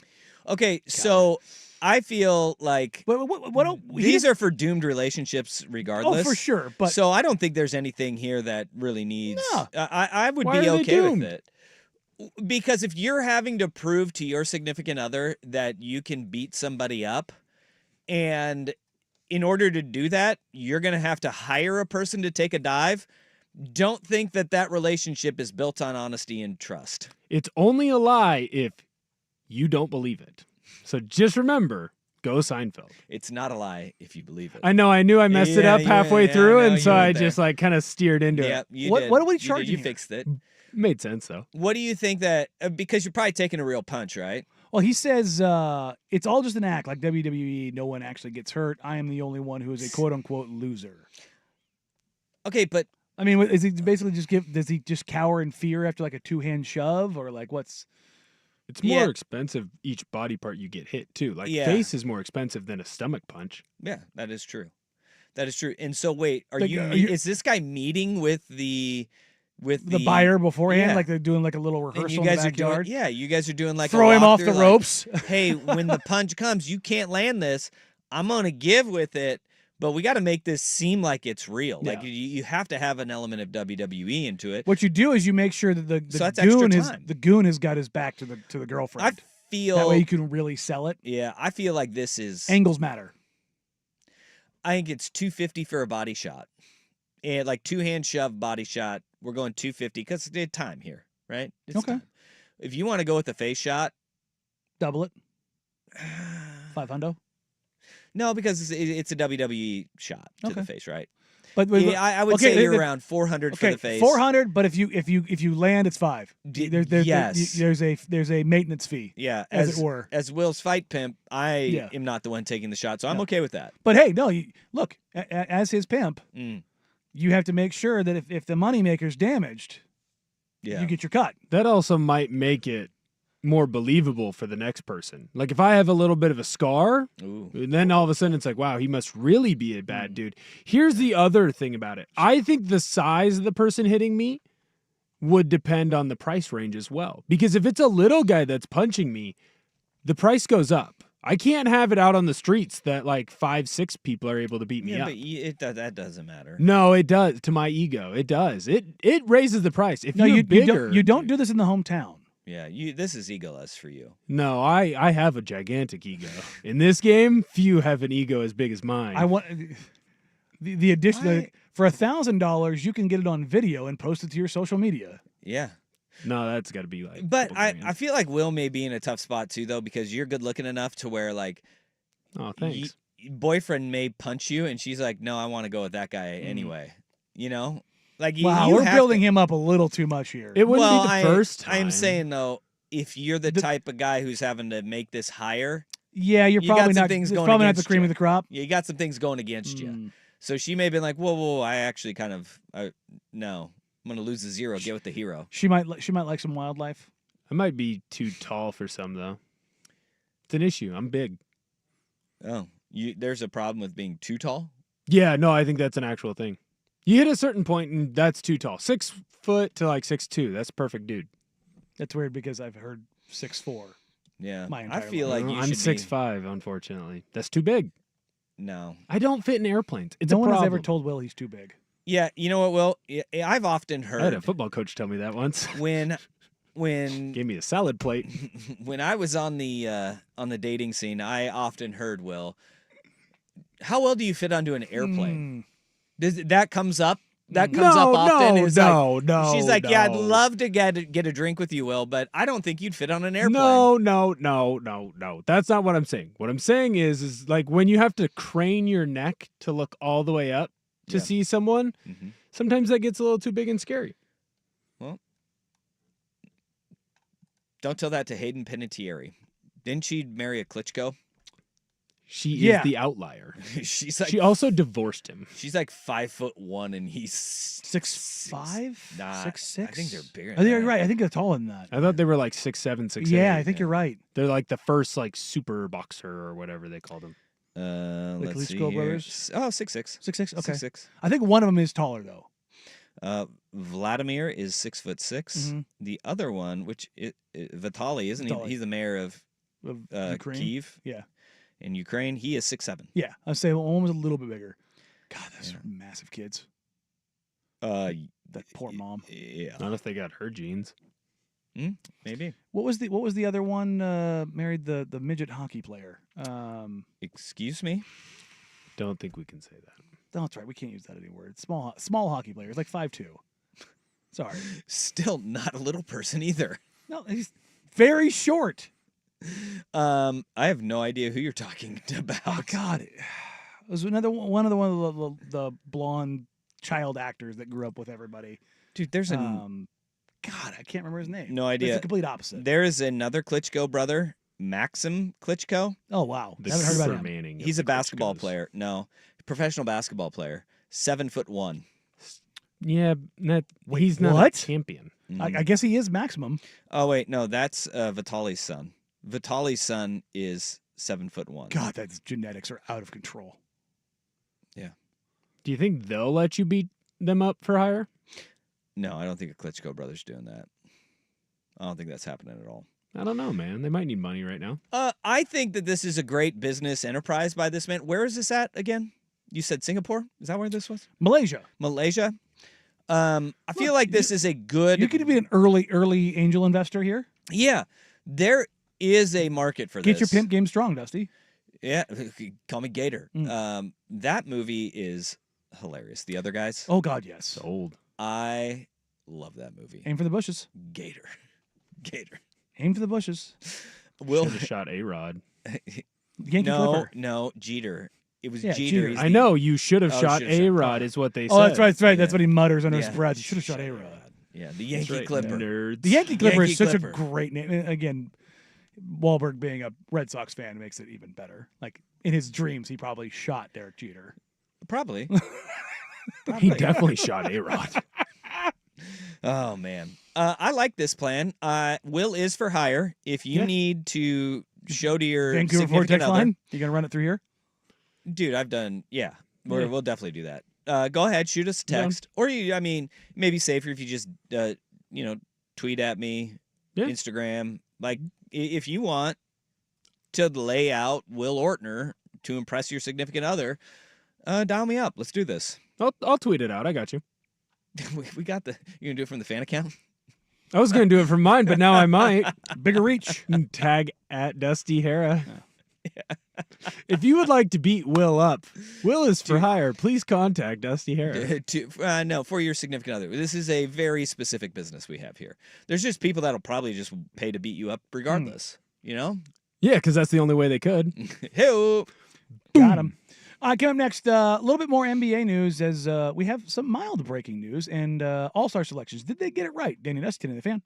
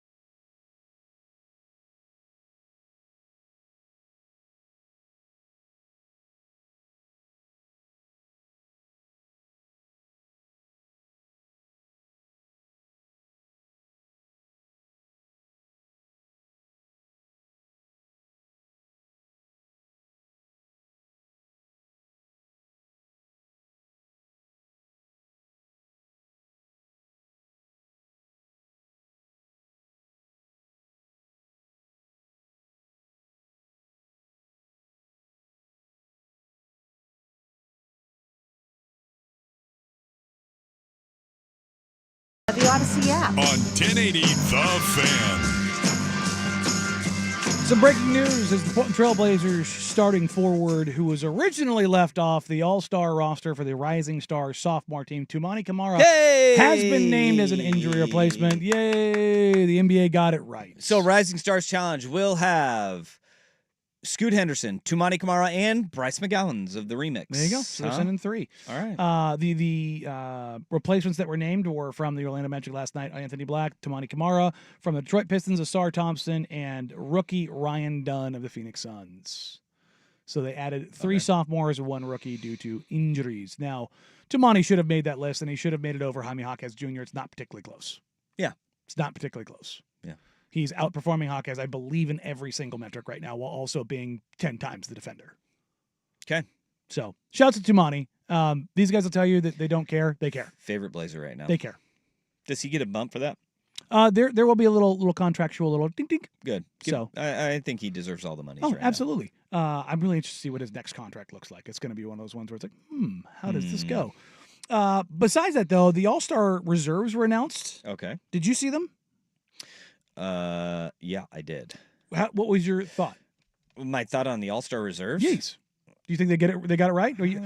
Are you mad that Domantas Sabonis got left off? No. What I am glad about is that Darius Garland and Evan Mobley both 3 got on. Cavs. Like that. Those guys. You want to talk about people that are deserving of it? Those 2 absolutely, because of how good that team has been played. And look, All-Star starters, we know this. This is nothing but It's fan service. It's with the exception of LaMelo fan Ball. voting, and those guys get in there like whatever. Mm-hmm. But as far as like the snubs go, that's players and coaches, man. Yeah. Like that's players and coaches who they feel are some of the best players. That's why I was always like, Damian Lillard was the first damn reserve every single year, because it's like, come on, people. How do you leave him off? Yeah, right? And the guys who's going up against are like Steph and Russ. So Yeah. it's like, okay, we get it. The reserves for, I mean, I don't know. People are all hot and bothered that Trae Young didn't get in. Which makes he leads the don't league get in it. assists. He's shooting 40-30. Yeah. He's wildly inefficient. Look, all the back and forth crap with the Heat that I had last year, I never said Tyler Hero was a bad player. Yeah. You won't find me saying he's a bad player. Dude, he is. He's everything but the 25, kind 5, of and 5 on 47, 40, 88 splits. He's balling out. I mean, He has been phenomenal for them. He absolutely deserved to make it over Trae Young. It's not particularly close. Look. And the LaMelo Ball stuff, it's like he's a wildly inefficient chucker on a horrid team. Like at least when Bradley Beal was like snubbed, there was some efficiency to his game when he was playing for those crappy Wizards teams. Yeah. He's that for all of the LaMelo Ball's great. Surely the Hornets have been good with him then, right? surely. No? No, they haven't. What I find just wild is that even on the West side, I was like, you know what? Norman Powell has been playing good enough to be an All-Star this year. Yes, accepting him over James Harden, I think is fine, but Harden's been good. Harden he's been when they started clicking and humming, it was James Harden. Mm-hmm. So I don't know who else you would take off of the West outside well, I mean, of Harden. You're flipping those two, but you're deciding which one of those gets it. But if you want to say Domantas Sabonis deserves in, okay, who are you going to take? It's Şengün. Şengün, who he's outperforming, but Houston is the second best team in the West, and they have no other representation. That's the thing, is that who do you take off of this list of the reserves? Anthony Davis, Jaren Jackson Jr., Şengün, Jalen Williams, or Victor Wembanyama? You could take Jalen off there, but now you're taking an all-star, the second all-star, off the team with the best record in the NBA. That seems a little wild. And he's playing very damn good. Sabonis leads the league in rebounding. He's, Yeah. I believe, the second best three-point shooter on volume in the entire NBA this year, which is insane. If I was a fan of the Sacramento Kings, I'd be livid. Yeah. Look, you have a legit beef. There you go. You have big beef. Big beef. But more than that, I don't like doing this because it's like, well, everybody gets a trophy. If NBA rosters are 15, All-Star roster should be 15. if nothing else, bump it to 13. Give me Well, especially with active the new roster. format. And especially if you're talking about, you're adding all these additional guys into it. It's like, and especially if you add 2 new. Run down this new format for me, because I thought it was 3-on-3. No, it's it's not. 5-on-5. It's 5-on-5, but it's 8 of each. So so 8. Of the All Stars, that's 24. So 12 and 12. But you get the rookie sophomores are going to play each other, and whoever wins that game will be the 4th team in there. And that 4th team will play one of the other teams. Because that'll go well. Yeah. They figure they're kids. They're fine. They can play a few more minutes. But they're also, I think the real reason is you throw that group in there, and whoever they play, they're going to go hard. Yeah. Because they're not going to get embarrassed by the kids. And if you think Tumani Kamara is going to go out there and not play hard, You got nothing coming? yeah, He gonna play. he Let's going to play. So that's the part. But I, all in all, I thought they did really well with the reserves this year. Sure. Like, I think you can quibble over Sabonis. To me, that is the one you can quibble over. And if you want to swap Norm for James, fine. Yeah. I'm okay with that. My whole thing is, if you're saying this person got snubbed, give me who you're taking off. Yeah. You don't get to complain about it and then say I don't know who you take, and that's my thing. Is Yeah. like, give me who he's replacing, and that's always. if the you want to question say in these Şengün, fine, because he has been better. But they have the 2nd best record in the West, and one of the things we've always valued with the All-Star game is if you have one of the top 2 teams in the conference, you get an All-Star. Yeah, the NBA needs to find the sweet spot somewhere in the middle of where the NBA and Major League Baseball are, where Major League Baseball has every team represented, and it's like, I don't think The Washington Wizards should not get that this year. The 100 Los Astros did not deserve to have anybody on there. No. You know, the A's didn't deserve to have anybody on there. The NBA, there should be a little bit of a sweet spot. At least have, maybe for this, we go, have as many spots as teams in the NBA. And then you can go from there, because that would get you to 30. 30, go 15 and 15, which is 15 and 15. Yeah. And then you expand out to 32 teams. It goes to 16 and 16. Yeah, and but then you you're can go from there. then when teams have multiple All-Stars, you can't. Yeah, I don't really care. Just give me something that makes a little bit more sense, because so many guys are left off. If you were at 15 and 15, Somebody would complain about the 16th, but I the don't argument care. goes away at that goes point away. in time. Yeah. Yeah, it goes away, because now, or will there be some guys coming on the back and we're like, fringe, don't care. That's the Whatever. Mike Conley, Jeff Teague All-Star selection. It's Yeah. like Folks, your quarterback this year, Drake May, becoming a Pro Bowler. Yeah, No, dude, no I one was just gonna cares. say, look at the Pro Bowl this week. No, not Who was worth it that called it the Participation Bowl? I don't know, but J.J. it's Watt. perfect. God, it was a great name. But I watched the skills stuff last night. You're disgusting. You have nothing going on. I have an You didn't 8-year-old. watch the basketball game? I have an They played a really Fair. good basketball game. No. The skills thing started at 4. Oh, that's right. It's in. Oh no, it's in Orlando. Orlando. Wow, that's right. That thing was, it was a disaster. Mm. But it was definitely tailored to my 8-year-old son. Yeah. He was on point. They had Jamar Chase and Justin Jefferson with the Hulk hands, like the big huge mitten things. Yeah. They look like Mickey Mouse hands. They had them catching footballs in those. Oh, I thought you were going to say punching each other. No. And then they'd have to catch a ball with those on, shed the gloves, and then go do a diving catch shot out of a jugs machine. And I will tell you, Brock Bowers came the closest to making the diving catch in this relay race. He didn't catch the ball. Nobody caught the football. It just launched. It was like, there's no way any of these. I think Derek Stingley Jr. got hurt trying to lay out on a high jump pad for a ball that was shot like 20 yards beyond where he could jump to. It was a train wreck, an absolute train wreck. Gross. So All-Star games, let's not complain about any of it. It's all shenanigans. I don't like it. All right, there you go. NBA got it mostly right for once. Yeah. Adam Silver, you get nothing right. All right, coming up next. What? The 10-minute thing's still irking You got me. that hate. Got that hate in your heart. I do. The New Orleans Saints getting a little bit clearer on what direction they're going to go, as much as you can thin the mud, at least. Danny and Dusty today, the fan.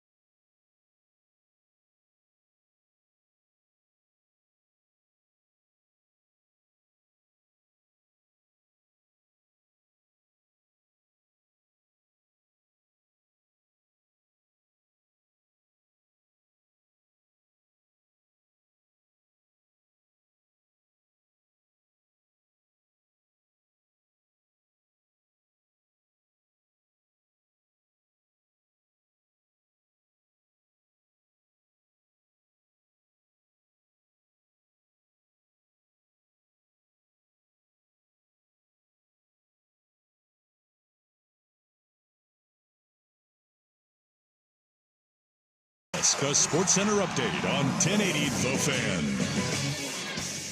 First on The Fan, the NBA announced that Toumani Camara will be named as a replacement in the Rising All-Stars game over All-Star Weekend. There's a chance that Camara could join the winning team playing against one of the teams in the NBA All-Star game. He joins Scoot Henderson as the two active Blazers playing in this game. The NBA also announced their All-Star teams. Victor Wembanyama was chosen for his first All-Star game, joining Jalen Williams from the Thunder and Alfred Şengün of the Rockets as first-time selections for the West. In the East, Cade Cunningham of the Detroit Pistons got his first All-Star game nod. Former Blazer Damian Lillard made his ninth All-Star roster as well. The All-Star game takes place on February 16th. Couple games going on in the association. At 4:30, the Nuggets take on Philly against the 76ers. Joel Embiid is out dealing with a knee injury. Nuggets are favored by 8.5. Total is set at 233.5. Then at 7, the Suns travel to the Bay Area. They're taking on the Warriors. Phoenix is favored by 1.5. Total is set at 226.5. More sports scores and stories in 30 minutes. I'm Will Ortner at the Fan Sports Desk. Listen live or on demand on the Odyssey app, the Fan's desktop player, or tell your smart speaker to play 1080 The Fan. Do it every morning.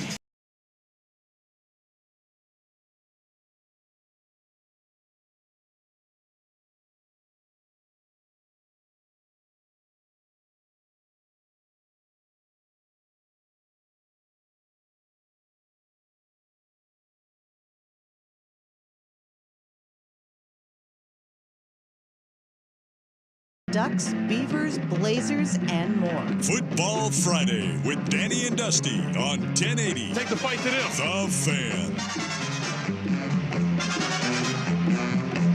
Hour number 3 here on Danny and Dusty on a Football Friday. It's been mostly basketball.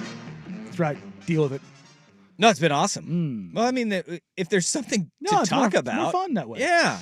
But thank you for listening at 1080 AM or watching along on youtube.com/1080 AM The Fan or twitch.tv/1080 AM The Fan. We appreciate you. We love you. Thanks for hanging out with us on this wonderful football Friday. And let's dive into some football. You talk about this betting line that I just was emailed about the flag football Pro Bowl. Oh, God. Yeah. Is that from our guy? NFC. No, this is from Josh Barton. Okay. No, the NFC is favored by 1.5. In a flag football, the over/under is 90.5. That's nasty stuff. I think if you're betting on that, that's what the 800 numbers are for. Yeah, 100% call the number. Do not pass go. Do not collect $200. Pretty sure that's where that's filthy. Yikes! I have. I don't even know how to pivot out of that. The Saints aren't gambling with their next coaching hire? Oh, yeah, they are. Yeah. It sounds very much like the New Orleans Saints, the last head coaching opening in the NFL, is going to go after Kellen Moore. Oh, no way. Yeah, this was the worst kept secret was that Joe Brady, Kellen Moore, those were the two guys that they were kind of targeting. And right now, if you look at the way that they've kind of been dragging their feet seemingly on the outside, they've got through a flurry of interviews really early in this process. And when you don't have a hire come out of it, it's not that everybody's saying no, it's that you found your guy and he's still working. And for Joe Brady, who just got done working this past Sunday, now you have Kellen Moore. You're just going to have to wait. And that tells me you got the handshake agreement. You know that they're going to go down, play in the Super Bowl in New Orleans. They're going to have to do a face-to-face interview. He doesn't even have to leave the damn city. He may not even go back to Philadelphia. He may just tell his wife, pack everything up because see you down here. We ain't leaving New Orleans after Super Bowl 59. And if and when that happens, the Saints have got their guy, and they got an offensive coach who does not have a quarterback, who does not have salary cap space, but has a long runway. And that's the thing. When you're a young coach like Kellen Moore, who, if you don't have any of those things, like salary cap space or a quarterback, give me a lot of time to work with this and give me some guarantees. For everything that Mickey Loomis has gotten criticized for in their salary cap hell that they are in, he kept them in a window of relevancy for a very long time. A lot longer than I think people realized that was possible. And kicking the can down the road with Drew Brees to keep he and Sean Payton together, like that was really important. Now they're just in this salary cap hellscape where they're already like $60-some million over the cap, and League New Year hasn't even started yet. So it's going to be a long road for the Saints to get back to, but Kellen Moore and all of these new coaches, nobody knows. Nobody knows until he gets a quarterback and until they have the ability to have some flexibility. It's going to be just a crapshoot in New Orleans. I don't know if this is the kind of deal you necessarily want to take. I think he should have probably gone the way of the Ben Johnson, because this is not going to be a good job. This is going to be a difficult place. What's as bad as the Raiders' job is, what's the allure of New Orleans? What's the shiny thing? You don't have cap space. You don't have draft capital. Like, you don't have a quarterback. Like, and you've got an aging roster. Like, there's nothing on that team. Like, there's not even like Taysom Hill. There's not even like a shiny, like, hey, there's a really good first round DB. Like, there's a really good promising left guard that we picked up in the third round last year. Like, there's nothing on that roster. You're like, okay, hey, you get the 5th youngest roster in the NFL. How is that possible with how many old dudes they have? Well, it's because they're taking up all their money. God, that's crazy. I mean, you can have right now, Derek Carr is 34. He's taken up $51.4 million. Cam Jordan is 36. He's taking up $20 million. Taysom Hill, who is 35, God, those BYU guys age so fast. He's taken up $18 million. So if you think of that in those terms right there, with just those 3 guys, you're looking at 31% of your cap is built into Derek Carr, Cameron Jordan, and Taysom Hill. So your most promising players on your roster are very likely Fuaga and Olave. Yeah. Oh, no doubt about it. No, and here's the thing is now this is the hard part with running backs, right? Alvin Kamara, really damn good. He is now on the wrong side of 30, and he is going to be paid $10 million. Not a whole heck of a lot of money. You're okay with that, but you're looking at another valuable piece who's getting older and older, right? Olave is 25. Fuaga is 23, and that's where you get to. This roster is really young. If you want to look at where all their young bucks are, dude, they've got a bunch of 24 and under guys that are getting paid $1 million or less. So that's how they've had to build the roster. That's how you have the 5th youngest roster in the NFL. Depth guys though, because yeah. That's all. That's all they are. Is there anybody there? That's the thing is you look at this roster and you're just like. So next year they're going to take a $31 million cap hit on Marshawn Lattimore, who doesn't play for them, a $9 million bath on Michael Thomas, a $7.3 million bath on Jameis Winston. So that's where your money is going. Goodness gracious. 16% of your salary cap is or dead cap. 17% is Marshawn Lattimore, Michael Thomas, and Jameis Winston. Okay, at least Drew Brees is gone and off the books. Finally, yeah. What was that 4 years later? So just think of that. We just went over 17% of your cap is in dead money, and then another 31% is in 3 players. That's how you enter salary cap hell. But for Kellen Moore, you have a down year. You don't. You have the opportunity to institute your culture, figure out some things in your first year as a head coach with low expectations, and then you get off of a lot of dead money after this year, and now things can start making a little bit more sense for you moving forward as a team. And look, the Saints had to make some really tough decisions. It hasn't been, the most business savvy. And look, Derek Carr, have you seen what his 2026 number is? He won't be there. It's $61 million, and he won't be there. What's the dead? But if they kind of clean their books, they own no more money moving forward for 2026. 2025 will be a big year of dead money. It'll be $28 million when they get off of him. So you're looking at $28 million in dead cap, and that seems a lot better moving forward. Hopefully he might return. Is that the worst job in the league right now? Oh, no. What's the worst job in the league? The worst, because here's the thing about the New Orleans Saints. You have a division that is going to be sure. It's significantly less competitive than the AFC West. That's for sure. Yeah. The worst job in the NFL, though. I mean, this is up there. Yeah. Oh, yeah. I mean, It Is is. it this? Is it Dallas? I don't think. I think this is a particular hell because there's almost nothing redemptive and there's no way out of it. Well, there is. It's just time. Yeah, next year. But as I'm saying, right? there's no like the next year is you're awful. There's Tennessee. Tennessee might Really? be. You have the number 1 pick. that's a big deal though. But that's not the draft that you you're want. not going to have a quarter. No, but like, is a number 1 pick a good thing to have? Like, I think Yeah, it is. that's something like tangible to go forward with. Yeah, And their books are a lot cleaner. but it's a dysfunctional organization, top to bottom. Sure. Remember, they fired Mike Vrabel because he was mean. Yeah. Well, actually, no. Looked mean. Intimidating. Looked Because mean. he intimidated their general manager, who they fired. Yeah. Because he wasn't good at his job. So I will say Tennessee's not a great job. This one is up there, but they've done it before. Their ownership isn't great. I think it's a better job than Carolina is.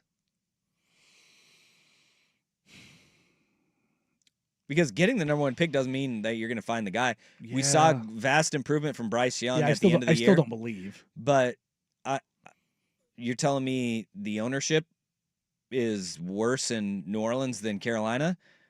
No. It's not good, but it's not worse than what they got with David Tepper. And they're in your division. Yeah. So Okay. kind of tells you where you're at, Okay. you know.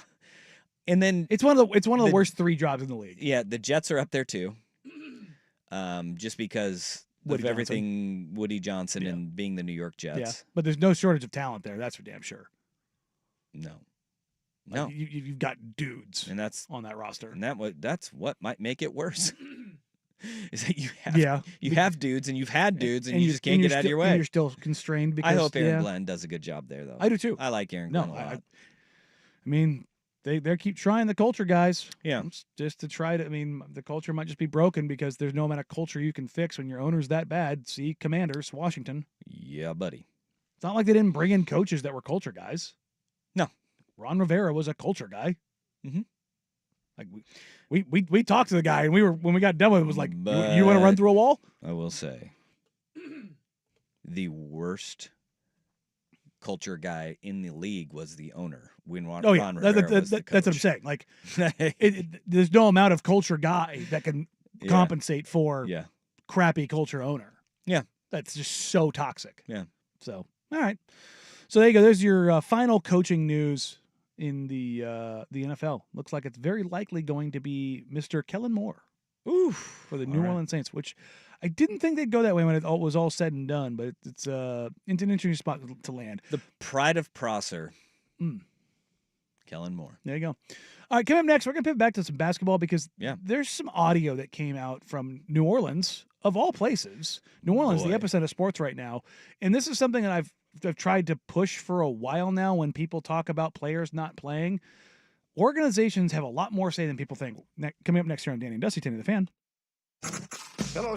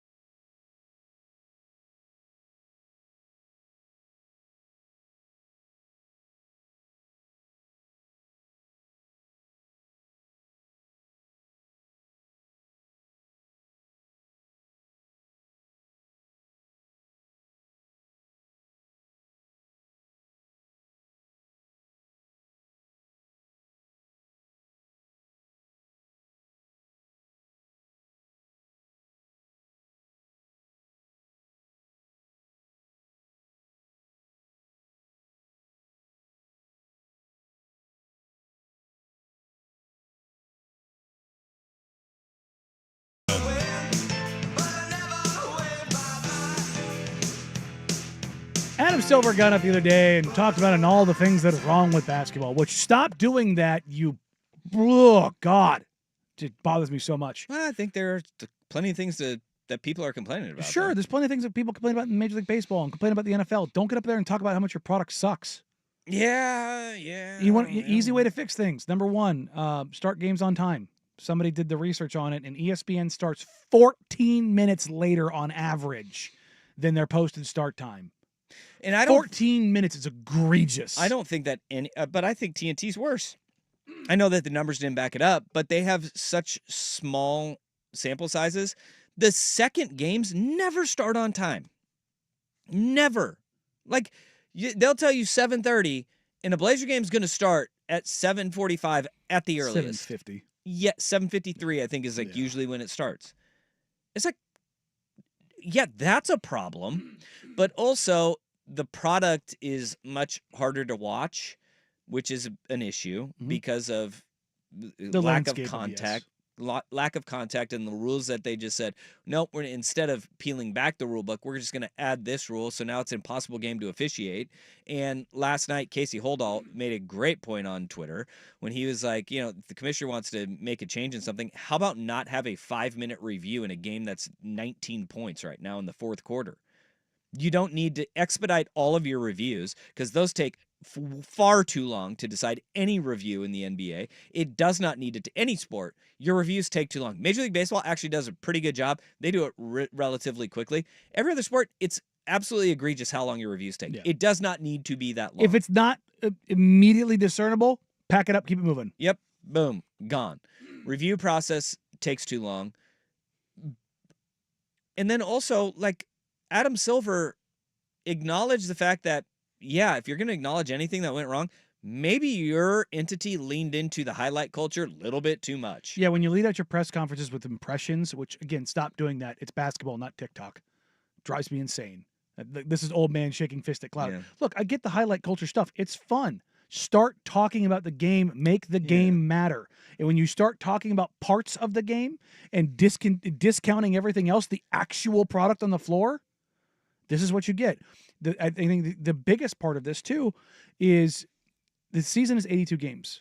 It will not be cut down because the inventory is too valuable. Mm-hmm. But organizations have to stop sitting stars. And Zion Williamson was asked at a press conference about his returning, and he's not going to play in back-to-backs. And just listen to his own words, and we'll dive into it. If I can play in the back-to-backs, I would. I physically, yes, I can.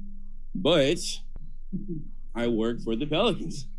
They have decided that based off the numbers, it's not smart to do that right now. Number one, I don't think most people realize what Zion Williamson actually sounds like. Yeah. Because you think of 6'6", 285-pound freak of nature sounding like this. It's a little weird. Yeah. And it's very...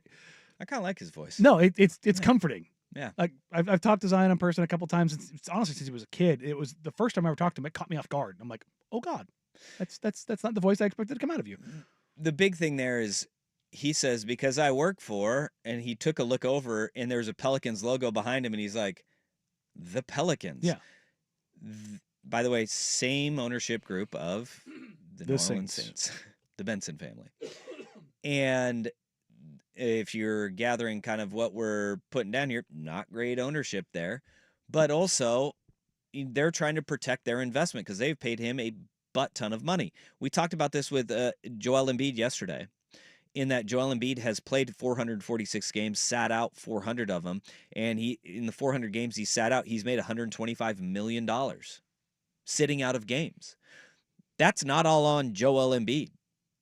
Is early in his career not taking care of his body a big part of it? For both of these guys, absolutely. Mm-hmm. For Embiid and Zion, 100%. But it's gotten to the point where now it's not just them, it's the organization saying, well, we paid you a lot of money. We want a return on our investment, and that means that we are not going to play you in back-to-backs. It's not wholly on the player. More often than not, players being shut down is because of the organization. More often than not. And there's a lot of things that Zion has done that have not been okay, right? A lot of we can't even talk about. A lot of the things that have surrounded him, like it's his stepdad, right? Yeah. His stepdad has kind of handled his brand since he was in high school. Yeah. And it has To his detriment. Been 100% to his detriment and to his ego. But I think now I'm at the point where Zion is punching back and saying, "Look, I just want to play basketball at this point." I hope he matures. Here, like, and it sounds like he is to that extent. Trae Young didn't make the All-Star team, and I don't usually get into the personal stuff on air, but I'll get into it here a little bit. Trae Young is widely disliked in the NBA, widely. His former teammates are disgusted by him. Yeah, not as like he's the worst human ever. He's just not somebody you bleep with. Mm-hmm. Like his former teammates openly talk cash stuff about him and have for years. And I was talking to somebody who is very tight with the Hawks, and they told me this summer he matured. I guess he's got a kid now, and the kid grew up. Like Trae Young grew up. And there's this kind of feeling that he kind of turned the corner. And he's having a good year statistically, not efficiency-wise. It's been god-awful. But there has been a change in how he plays. Yes, he still dribbles the air of the ball, but him getting off the ball is not like, okay, you can touch it now. It's more within the flow of the team concept. Mm-hmm. And it's led to the growth of Jalen Johnson and his teammates like kind of bringing him in and accepting him. And like there's a better culture there. But like the whole like idea of him not making the All-Star list, the reserves, it's because people don't like him. Yep. And as much as him growing up now, he had a tweet. It's like, it's not getting snub. It's called getting trade. And it's like, no, dude, you spent 7 years with people not liking you.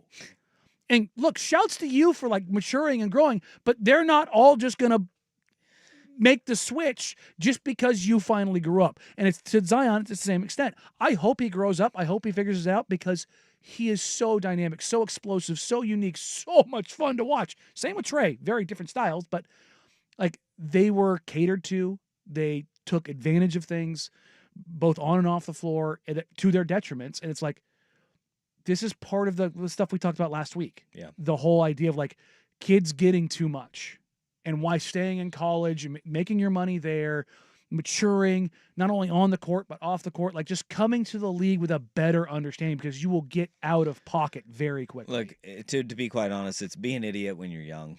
Yeah. And being an idiot when you're young is, I can't imagine what it would be like in the spotlight. Oh, I'm telling you right now, if you gave me that latitude and that money, I'd end up in jail. I am not speaking down on these guys at all. You ended up in jail a few times without that. Yeah. You imagine if I had access to a private jet? International crime? You kidding me? Non-extradition countries? This guy, literally, can't take him anywhere, even on a private jet. Good God! Even on a private the things jet. that. Yeah. I mean, I think one of the best things that happened to basketball media is Jeff Teague having a podcast and just like shining a light on how stupid young NBA players are, like how out of pocket they got. And you want to talk about, I think the one thing that's missed in the college landscape with NIL and everything is the fact that we don't talk about now the challenge of college coaches. And this is why college player development, college GMs, and you're going to start hearing all of these terms become more and more valuable and more of importance, is that those individuals in those positions at universities now will be in charge of making sure the money doesn't go straight to the kid's head, doesn't go straight to a bad actor's pockets. Then there's plenty of them that will try to prey on these young athletes, see the NIL brokers who are taking 20%. Yeah, that's disgusting. Right? And trying to tell you it's very similar to normal. 3%. No, it's not. They will also be the ones that keep these young people in check that are given hundreds of thousands, if not millions of dollars, and there's still college kids around other college kids. There is an element of financial responsibility, but also being a responsible adult that's going to be taught in the college ranks. And in the NBA, in the NFL, and in Major League Baseball for so long, it was you were giving teenagers $1 million or more, couple tens of millions of dollars in some instances, and they had no idea how to act because they're still kids, right?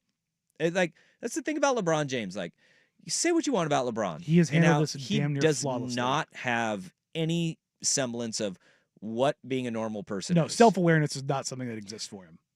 But the fact that dude has not run into issues over his lifespan when he was on the cover of Sports Illustrated at 16 years old, it's incredible. He's literally our age. It's incredible. It makes no sense. And everybody wanted to crucify him when he was a teenager driving a yellow Hummer. Remember that? Yeah. Get out of here with that. He got a bag. Get out So of here what? with that. Really? That and the decision are the worst things that we know about from LeBron? Yeah, and the thing about the decision, the money from the show went to the Boys and Girls Club. Yeah. So even when he got it wrong, he got it right. Hot damn. Yeah, it's crazy, man. To me, he is the peak of keeping it straight in the spotlight. And like no one has done it better than him. And we want to sit there and say Tiger bumbled it. Yeah. Jordan bumbled it. Oh, yeah. Magic bumbled it. Like, you go down the list. Michael Jackson bumbled it. The people who have been the peak person on the planet, no one has done it better than him. And even his kids are seemingly okay. Yeah. Like Bronny, born into this Look, weird orbit of the world that and nobody what's should the worst know. thing he's done? His dad got him in the Yeah. NBA. Like Leo Messi, the unassuming, tax fraud and tax evasion. Yeah. Like, yeah. all of these guys have Crazy. every single one of them has found something, And that's the he thing. has not. And that's the thing about like what I was saying with the GMs and player development people. It's the bad actors too. Like Messi wasn't like, you know what I'm going to do? I'm going to screw everybody over on my taxes. No, you hire your agent and you hire your money manager, and guess what happens? All of a sudden, money starts going somewhere. Look, Ohtani, for God's sakes. Yeah.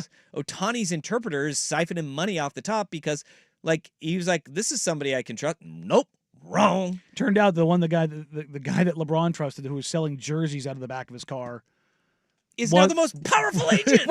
was in fact about that life. That's Rich Paul Yeah. selling Mitchell and S knockoffs out of his Knockoffs. trunk. And LeBron's like, you know what? That's You're my my guy. agent.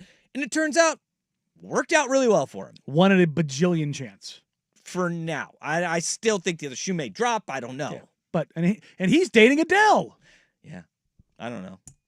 Just makes Never no know. sense. It's incredible. All right, coming up next, the biggest rivalry in college basketball is happening this weekend. Do you care? First, here's Big Will Betts with the Sports Center Update.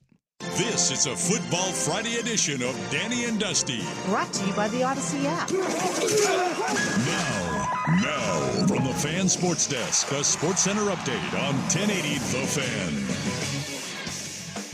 First on the Fan, couple games going on today in the NBA. First at 4:30, the Nuggets travel to Philly, take on the 76ers. Joel Embiid is out, still dealing with a knee injury. The Nuggets are favored by 8.5. Total is set at 233.5. Then at 7, the Suns travel to the Bay Area to take on the Warriors in the Chase Center. No Draymond Green, he's out with a calf injury. Phoenix is favored by 1.5. Total is set at 226.5 points. One top 25 matchup tonight in college basketball. Indiana is traveling to Mackey Arena to take on the 10th-ranked Purdue Boilermakers. Purdue is favored by 12.5. Total is set at 145.5 points. You can hear that game on 910 ESPN Portland starting at 4:45. More sports scores and stories in 30 minutes. I'm Will Ortner at the Fan Sports Desk. Listen live or on demand on the Odyssey app, the Fan's desktop player, or tell your smart speaker to play 1080. The Fan. The home of primetime.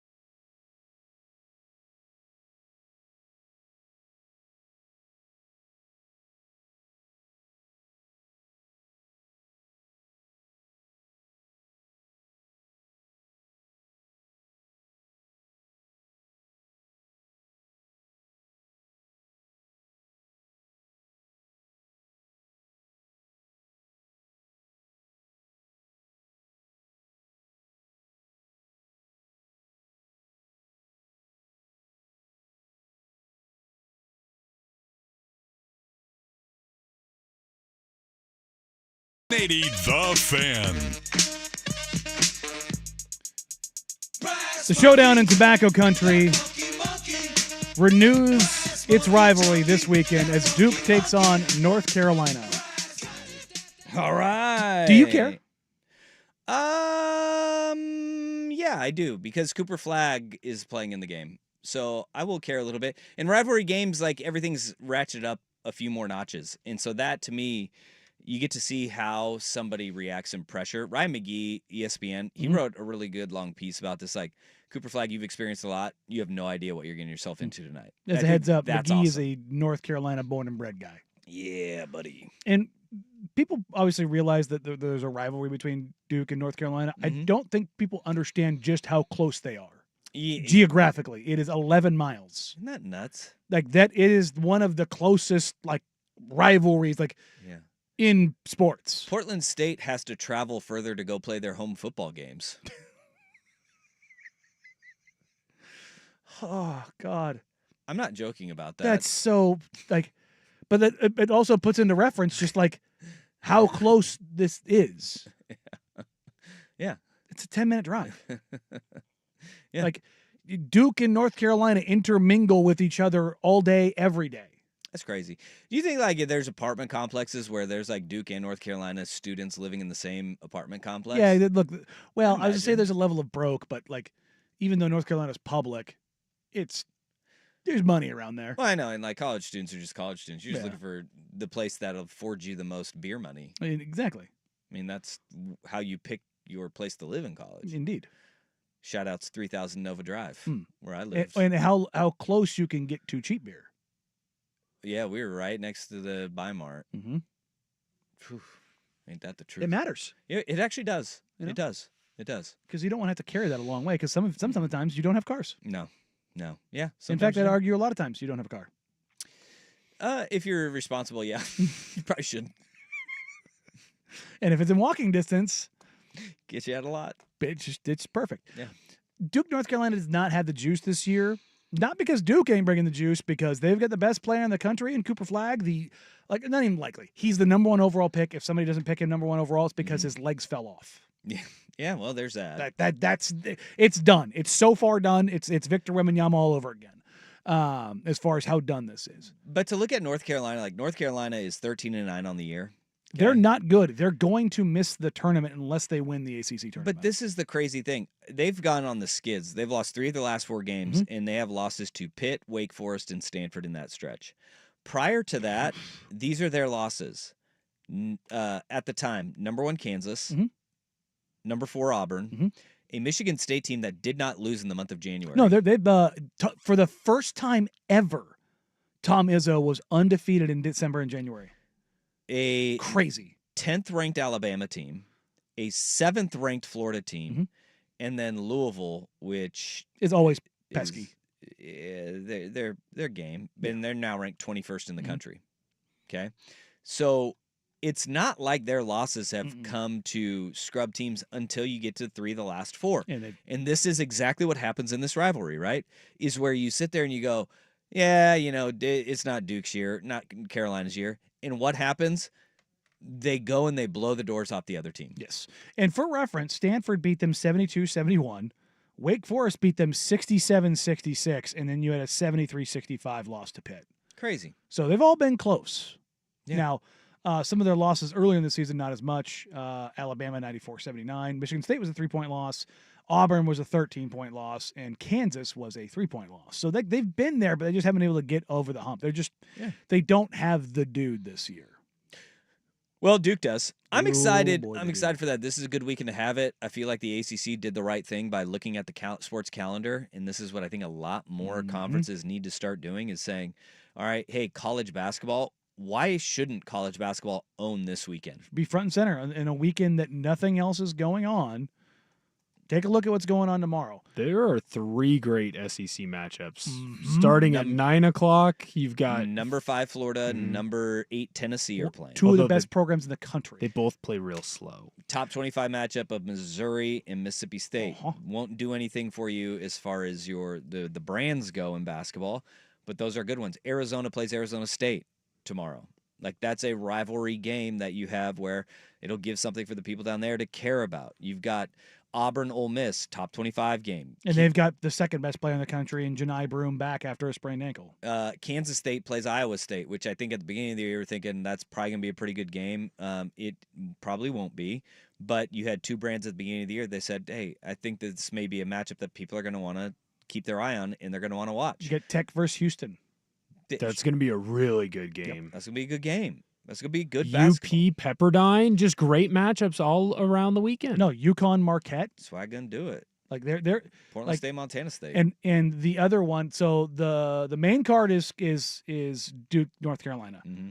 The co-main event, the return of Coach Cal to Rupp Arena in Kentucky. That's what I'm talking about. Did you see what Patino did? Yeah, Patino said he shouldn't be booed, which means that Coach Cal is going to get booed to no end. I wonder if Patino did this to like, in a sense of like, I'm going to say this, and I know it's going to make it worse, but I'm going to get all the credit for like taking the high road. I think it's great. And also because he drops in there, look, Cal and I aren't friends, but I have a ton of respect for him. Oh, so nice. But I wonder if it's almost like a, I'll get all the credit for taking the high road, but at the same time, I'm going to rile up this fan base. What do you mean? Don't tell me to boo him. He went to our rival. Yeah. Which no, he didn't. He just went in conference. Arkansas wasn't your rival in basketball. And like y'all wanted him out of town anyway. Yeah, you wanted him gone. You're just mad that he went to a school with even more money and resources and took your entire roster with him. Yeah, Kentucky's doing better anyway, though. Yes and no. I mean, Pope came in and brought in a bunch of 4th and 5th year guys and got them bought in immediately. Pope's a hell of a coach. didn't Arkansas like just win their first conference game? Yeah, they just beat Georgia. They're 1-6 in conference. Oh yeah, play. no, I'm talking about like the players they took with him in the long run. Like, oh yeah, I mean, Boogie Flynn breaking his hand is not helping them. Never gonna be. But they were 0 with Boogie Flynn. Well, he's been, Yeah, I mean it's Coach Cal. Arkansas has not mattered in basketball, and now they do. Since 40 minutes of hell, man. Yeah, now they're back. They mattered with Musselman. Yeah, well, bus. The short span. In the pantheon of basketball, they have not been Kentucky. I love how hurt you felt by that. I like Muss. He takes off his shirt when he wins. Look, I love it's funny. I like Muss. No, I like Muss. No. I said it first. We're having a Muss off. Have here. you seen the guy at Omaha who every time they win, he kicks the trash can? No. I like that guy. That guy's awesome. No. I don't know his name. He's going to break his foot at some point. Don't know how good Omaha is every time they win. The Omaha Mavericks are 7-1 in Summit League play. He's kicked a lot of trash cans. Yeah, 13-10 overall. He hit it with wait, a bat if once. if he kicks a trash can when they win, what does he do when they lose? Jumps in the trash Kicks can. a baby? Hopefully, not like that old Rutgers coach. Oh, you mean Mike Rice's kid? Oh, yeah, that's right. I forgot it was Mike Rice's kid. Yeah. Whoops. That derailed even more than I'm used to. We were talking about basketball. Yeah. All right. So when we come back, I'll ask again, are you going to watch here on Danny Dusty 10 the Fan? We're down to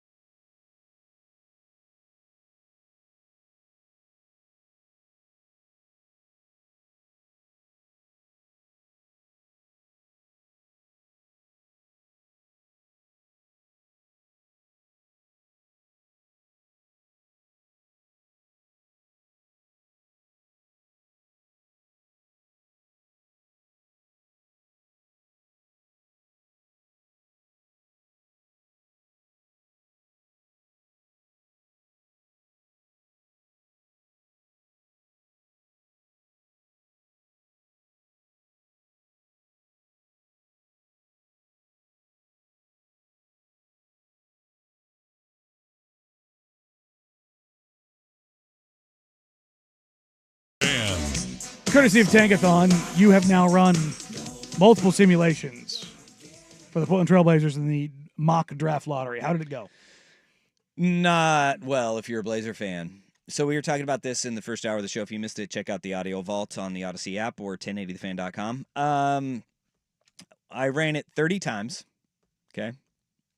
And I kept track of after 5, 10, 15, 20, 25, and 30 rounds. After 5 rounds, the Blazers got the 9th pick 3 times, the 2nd pick once, and the 3rd pick once. Okay. After 20 rounds, the Blazers got the 10th pick once, the 9th pick 5 times, the 8th pick 5 times, the 7th pick 4 times, the 4th pick twice, the 3rd pick once, and the 2nd pick once.